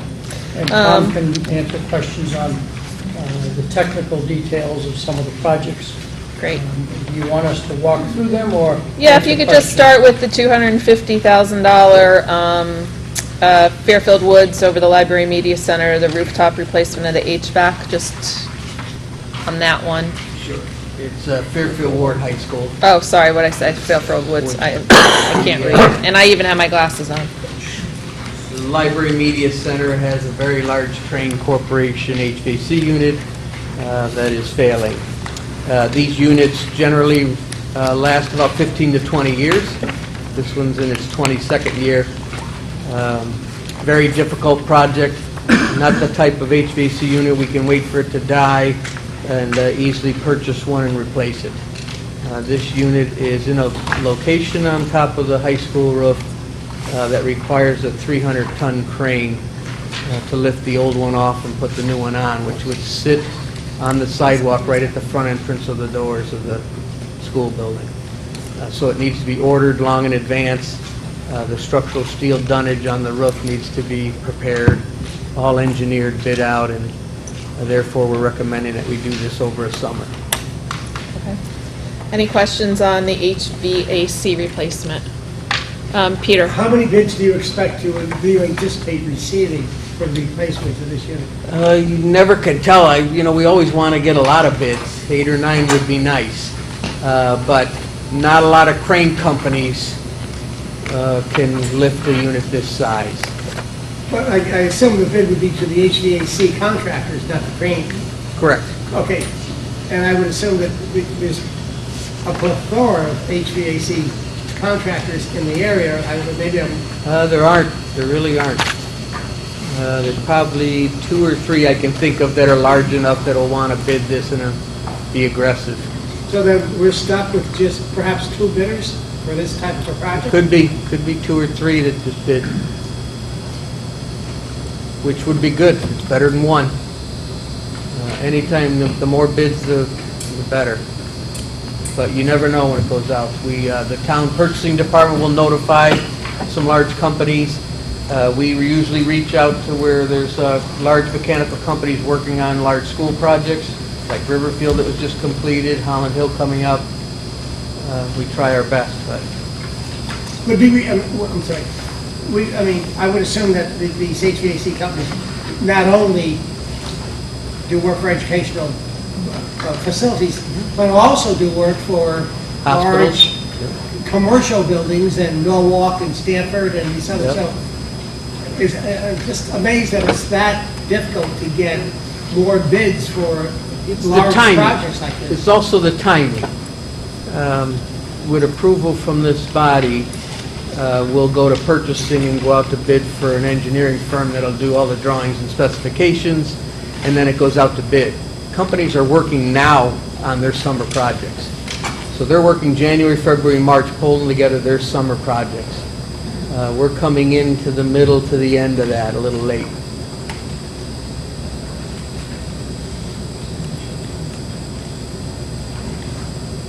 Anyone else? Jay? First of all, I just want to say my condolences to you. Thank you. This new HVAC that you're going to put on the top of Fairfield Ward, is it now, forgive me if I don't know the whole project, but is it going to now make the whole school have air conditioning, or is it still No. going to be half the school going to have air conditioning in summer and half the school doesn't have? No, it's an extremely large unit, and it only feeds the library media center. HVAC, heating, ventilating, air conditioning. Just for- As a question, Chairman Bovet, has anybody discussed, been any discussions about having the air conditioning at one point, or Yes, it's been discussed. We even got, for one of our high schools, we got to the point of getting a rough estimate of what it would cost to air condition. I think that was Ludlow at the time, and the price tag was, if Pam, if In you the remember- millions of Sorry, dollars. Madam Moderator, like $8 million. It was crazy. To do that. And so, Yeah, that's why it didn't appear. We took it out. yeah. It was too much So money. it's just cost prohibitive, especially in the economic atmosphere that we're in.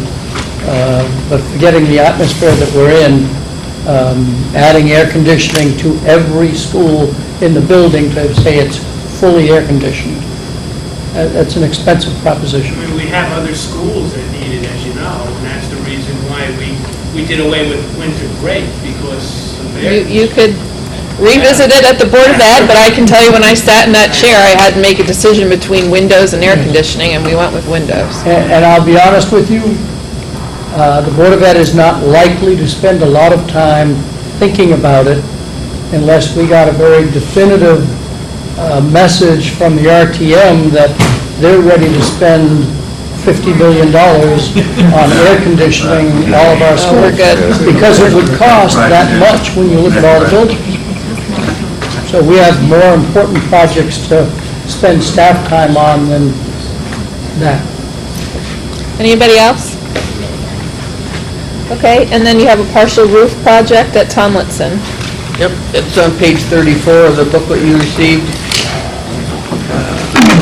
Yes, thank you. We can read your booklet. Yep. This project entails 8 roofs that remain on Thomason Middle School that were put on in 1991.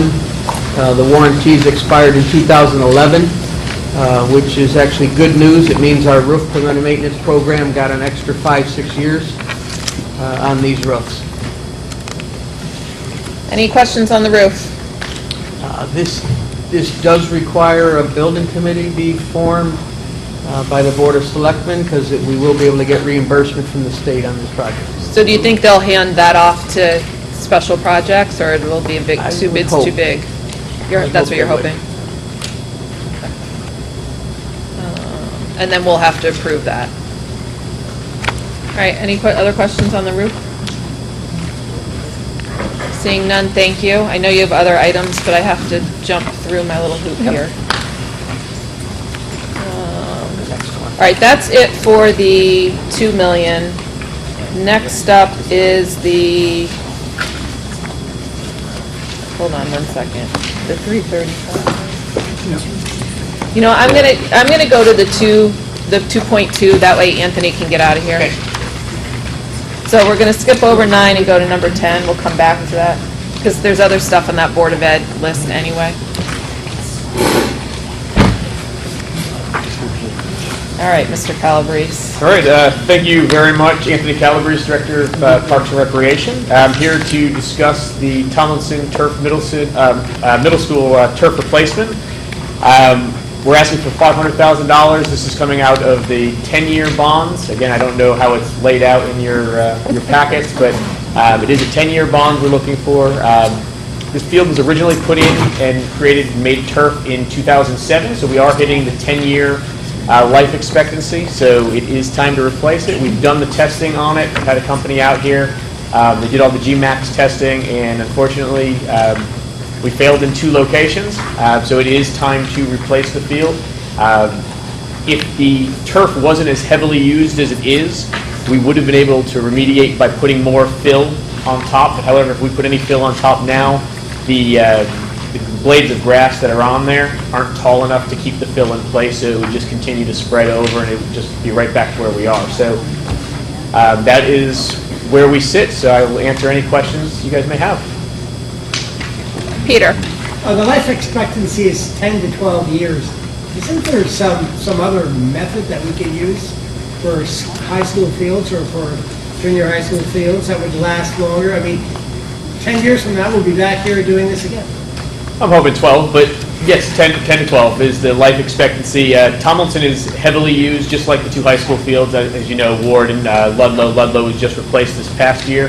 You're going to hear from Mr. Cullen in a few minutes talking about replacing Ward, which both lasted a little longer than 10 years. The only other option we have besides the turf right now is to go back to grass. But in the long run, maintenance of the grass, watering of the grass, cutting, all that adds up to more than what it costs us to maintain a turf field. Plus, the turf field gives us the flexibility to use it directly after it rains. You can use it in the rain. Really, the only time you couldn't use a turf field is thunder and lightning. I mean, if there's snow on it, we can even get the machines out there and plow it off, and fields are usable. Mary?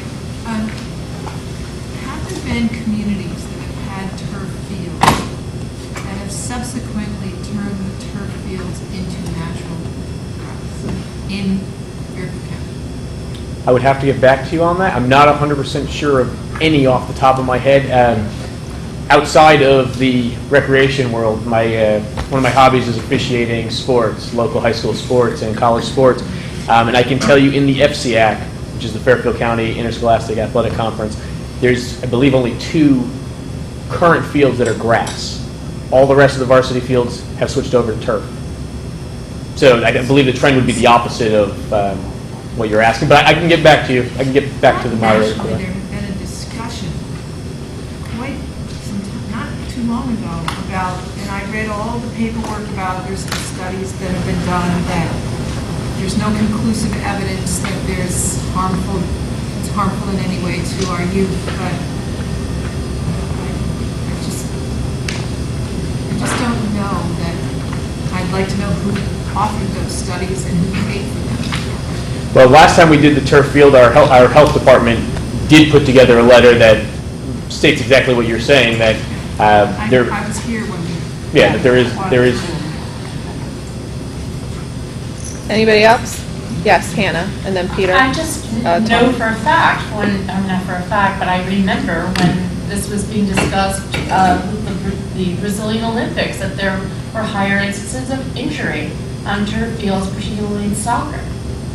So I don't understand how they're, I'm wondering where people came up with figures that there were no higher injuries when I've heard, in fact, there are. I'm not speaking to anything about injuries. Oh, okay, I thought that's what she was just talking about. No, she's talking about sitting there eating the rubber.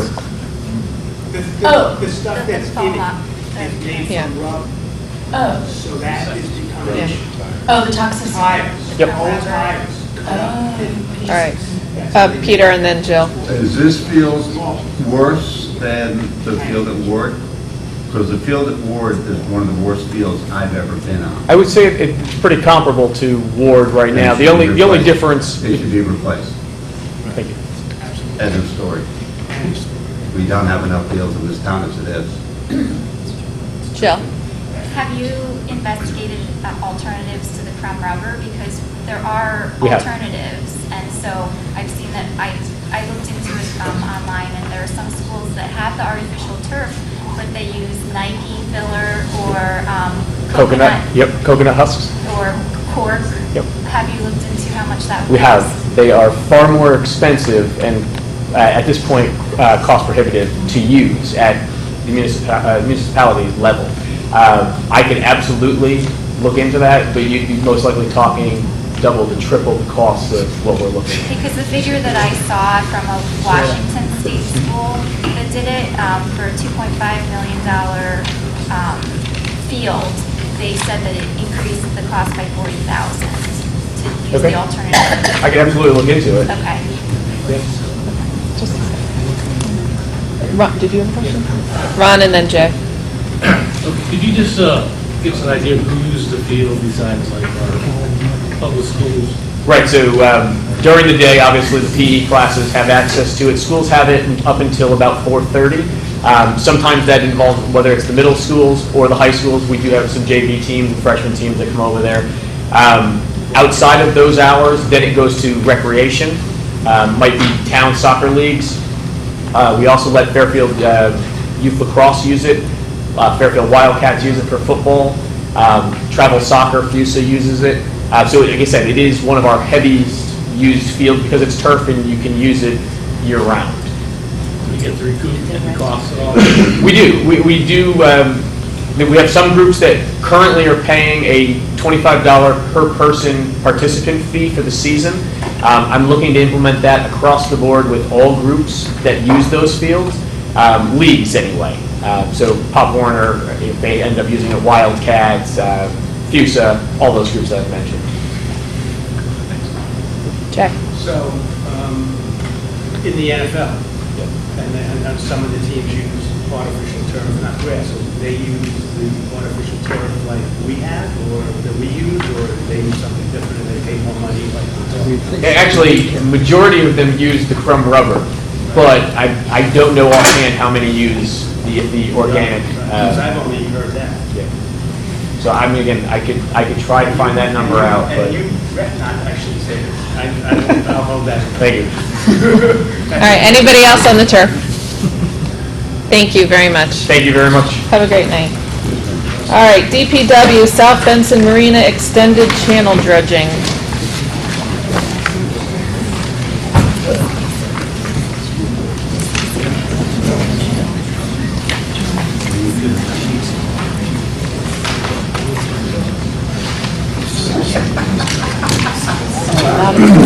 Oh, I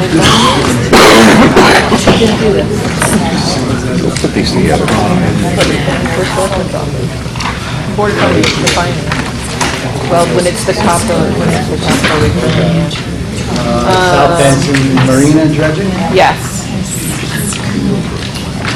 $700,000. This time we're dredging. Yeah, we're dredging the marina in the area of the channel. Yes.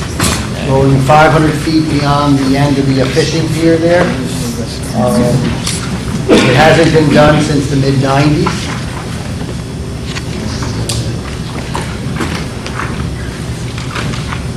What happens if we don't do it? Now that my email filled up with a bunch of voters, I'm just being devil's advocate. Yeah. Well, that's it. That's what's going to happen. There'll be more damage to the boats, and there's always that possibility if you were to get a storm that accumulates even more, then it will make it, I won't say impassable, but it will really make it narrow, and then you might have an issue of if the channel's not wide enough, if one's coming in, one's coming out situation. Gotcha. Anybody else have any questions? Mary? Mr. Hurley, is any of this pinch point as a result of SS Sandy? When there was one section over this area of the spit right on this side that was removed from Superstorm Sandy, we were able to obtain DEP permits and to remove that, the sand. But we have, every couple of years, they do surveys, bathymetric surveys of the area, and so we had a before and an after. So they allowed us not to over dredge, but just dredge out what was caused by Sandy. But that was really only this area here, not the entire channel. Any other questions?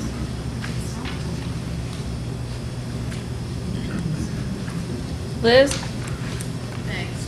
What's the variability on the cost, since you clearly can't be very exact? Ladies and gentlemen, you do have to speak up just a little more so we can hear you out in the video. Okay, I'll repeat the question. What's the variability on the cost? Point number 4. Well, when the, yeah, for the variable, again, like I was saying, we have, we've done comparisons of the channel with the surveys. They would do the whole length of the channel.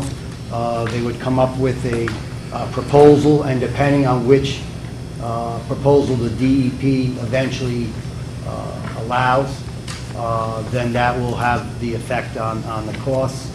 We have had dredging projects that we compared, and that's probably what had happened. I have to admit, this was Joe Michelangelo's project that I'm speaking for. I can get you that information or a little bit more detail on that. But we've dredged various parts of the marina before, and that's probably how they came up with the cost of the $700,000. And at the current rate of siltation, how long will this last until, I know that's another approximation, but Yeah, it really is. It's really, I mean, much like with the fields, even, you aim for 10 years. Sometimes you're fortunate, you can get 15 or 20. Sometimes it's a little less. I'd have to take a look at the, let's see if he has it in here. it was about 20 years ago, you said?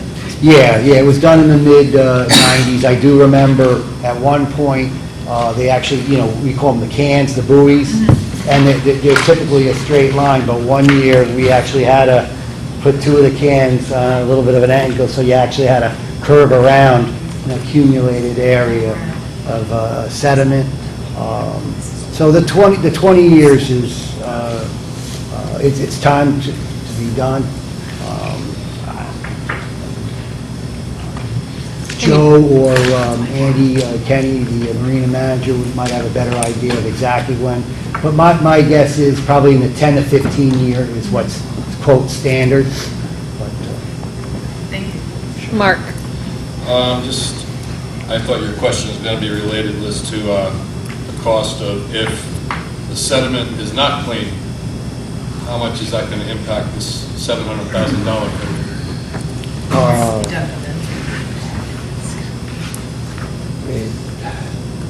I'd have to refer on that, defer on that to Joe, but again, like Brian was saying before, if there's a pinch point right now, and typically the pinch points are higher velocities, and so therefore anything would go a little bit further out beyond our reach. This could cost more than $700,000. What did you say the... Well, for Sandy though, we didn't encounter any of that. I mean,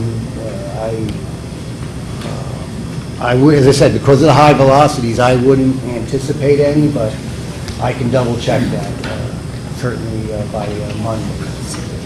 It says, just to follow up, if it's sandy and clean, it'll be utilized on the beach. If not, some of the material will need to be deposited in offshores, shores areas in Long Island Sound. The cost will be above the $700K amount. So how will that work? Because we're only authorizing. Said I'd have to take it probably on a barge, crane, or Yeah, whatever how they do it. there's a disposal, there's a couple of disposal sites that they allow you to. Yeah, how does that work with the money? Do you have any idea? I would, on that there, I would say that would be part of the report. I don't want to speak on that, I really don't know. Have we sampled any of it? Have we taken a sample to date? I don't know, I'll find that. Madam Moderator, do you know, are we approving one number for all these projects, or are we approving individual numbers for each of the projects? I can't tell on the table. Should we say that for the record Yeah. one more time? No, we can say that. No, I know. Resolution.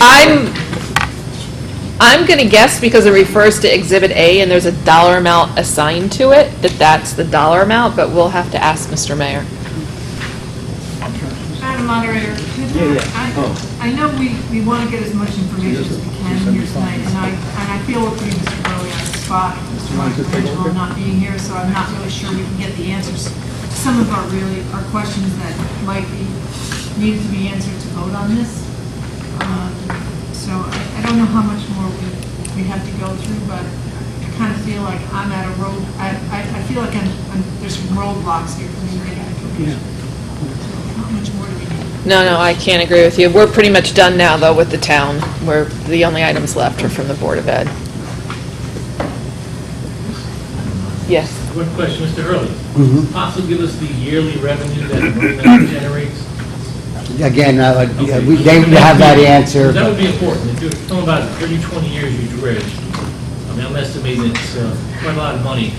The small slips are like $560 a float. The big slips are about $1,000. I'm assuming that's a lot of revenue every year. So that would, considering 20 years what the revenue is, and we're spending $700,000, that's not quite, you know. I mean, there are, there are some, not just the boaters, but there are some use for town emergency boats, the police and fire.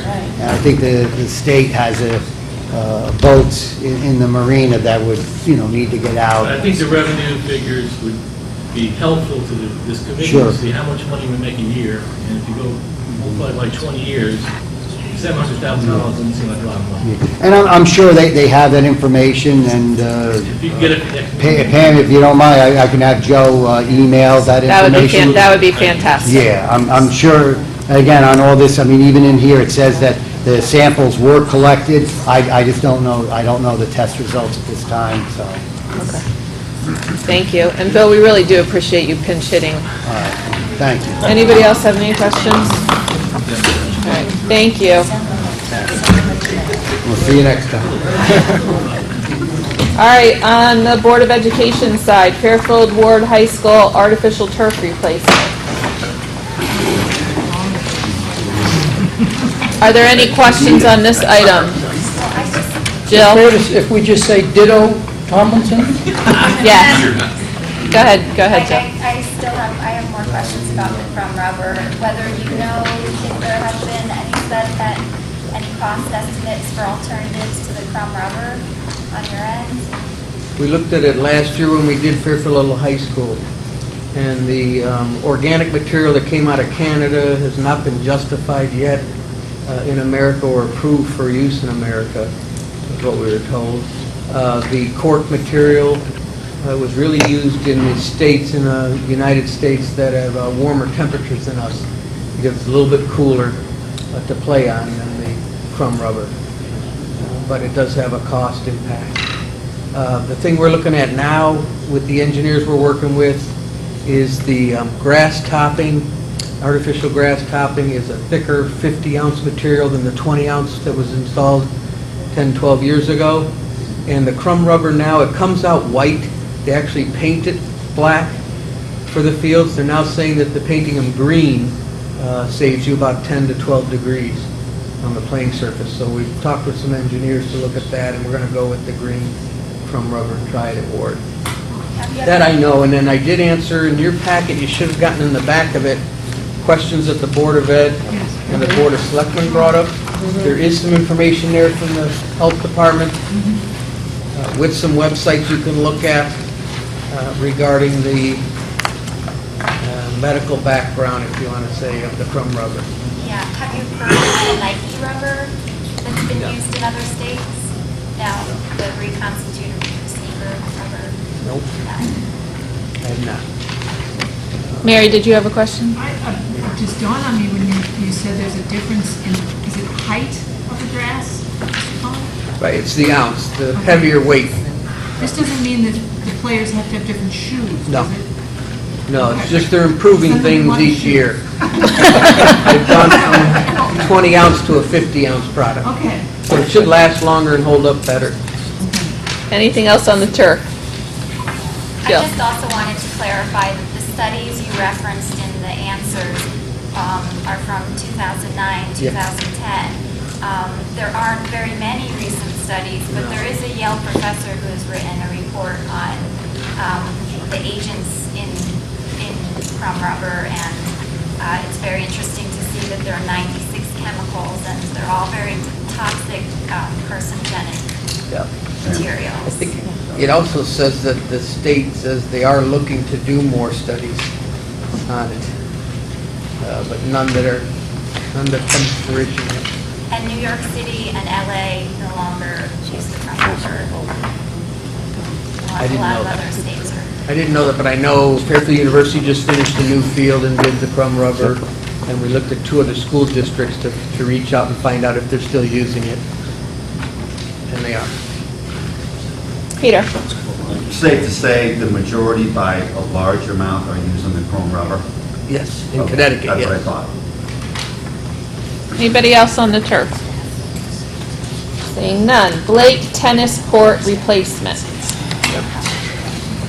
The detail on this in your booklet starts on page 24.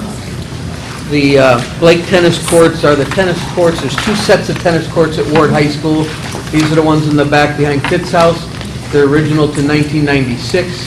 They went through a huge renovation, patching, and resealing in 2005 when they were named the Blake tennis courts after James Blake, who graduated Fairfield Ward High School. They are well beyond the 10 to 12-year timeline. The companies that have looked at this for us now have said the cracks are so large now that they can't even fill them with an adhesive and recoat them. The other thing I found out is the Blake tennis courts were installed without expansion joints. You normally put an expansion joint between each court. It helps to protect against the bigger cracks. So we'd like to do these with new bituminous material and install those expansion joints when we replace them. We also are looking into a concrete post-tensioning system. There's a company that's installed a couple of tennis courts about 11, 12 years ago using a concrete post-tensioning base. They guarantee it for 20 years with no cracking. Right now, the companies we worked with and the engineers we're working with have only looked at 2 that have been installed about 12 years ago, one in Woodbury. But we are going to bid this out with our engineers and have an ad alternate to maybe look at the concrete post-tensioning. We talked a lot with Jerry Lombardo before he left, Town Park and Rec Director, and it might be something the district wants to look at because our tennis courts get a lot of heavy use. Any questions? No chance Mr. Blake will take pity on us and make a donation, huh? You got a little fundraiser, since the court's named after him. Have him come back for a fundraiser. All right, that's... Seriously. They're named after him. If they were named Colin, I'd ask you to come for a fundraiser. Exactly. All right. All right, that's all for the 2.275, and then the last item is item number 9, which is $335,000. I think I read that. Is that for security? Security infrastructure, in your booklet, it's on page 42. In our discussions and our work with the Fairfield Police Department, Special School Safety Unit, we've been looking at all of our fire drills, lockdown drills, security drills, and things that are coming up to improve the school buildings. The 3 items we're requesting are related to during a lockdown that we had last year. We had several children as they were waiting that needed some medical attention, minor things like Band-Aids, wipes, a drink of water, things like that while they were hiding. And so we're recommending an emergency first aid kit for every classroom in the district, for every school building. The PA external system came about when we call a lockdown. There are times when a lot of school children and staff are outside with the kids, and they don't hear the announcements inside the building. So the police are working with us and recommending that we have a PA system for outside. So any outside work, reverse evacuations, those kinds of announcements can be heard by everybody. The last item is a panic button system that we're looking at, that the principal or a staff member that's in charge for a school building can hit a button, and it's going to do a lot of things for us. We found that we can tie into the existing Infinite Campus system and do messaging with it. We can actually tie it to some corridor doors and panic hardware doors for a location like McKinley Elementary School. For you that know that school, the kindergarten rooms don't have classroom doors. As you walk down the corridor, they're an open design. But we can tie this system to those corridor doors, and it will lock them down. So it locks down the whole suite. We've talked with Bill Kessler, the fire department chief, Marshall, about doing things like that, and he's on board with it. So this will be a nice added feature to all of our schools. So it's a fairly small request. If you remember, in our waterfall schedule, we were putting a placeholder of $500,000. This comes in at $335,000, and we did all of this work in concert with the police department. All right. You mentioned classroom to get the first aid kits. Classrooms or teaching spaces? Right Where now, it's... students may be outside of a classroom with a one-on-one. We normally order about 1,000 kits when we do something like that. There's 800 classrooms, quoted classrooms in the school district, so these will be used to supplement other areas also that So the it schools would need. be teaching spaces? Correct. Thank you. Peter? The PA external system for $250,000. Can teachers be notified by text? There's something, because doesn't a text go out basically to everybody that's registered with the... Through Infinite Campus it does, but I think the process would be that with a PA system, you know, they would hear it better than a text on a iPhone that they might have in their pocket or they might be leaving in their classroom. Ken, yes. Just as an add-on to that, you can use Campus to message, but somebody has to be in the building to do so. Otherwise, you'd have somebody calling another school to send the messages to the teachers with cell phones. And now each teacher is getting this, but it's really, really complicated, especially when you've got, I mean, last year when we had the rollout where everybody was outside, I mean, it's 1,600 kids and all those teachers out in the parking lot. I mean, that's a lot of messaging. It also takes time. It's It not... takes time. It takes It goes time. to everybody. It's the complexity, though. It takes time for the message to go out. It's not instantaneous when you type it and Kids, send it. man, they get their messages awful fast. Except for, I would imagine the kids at the younger levels, they wouldn't have, I don't know that a para or a teacher carries a, I don't know what the protocol is, but. The intent is with an emergency Well, at the lockdown. elementary school level, I would think you would have to do the speaker system because they don't carry cell phones.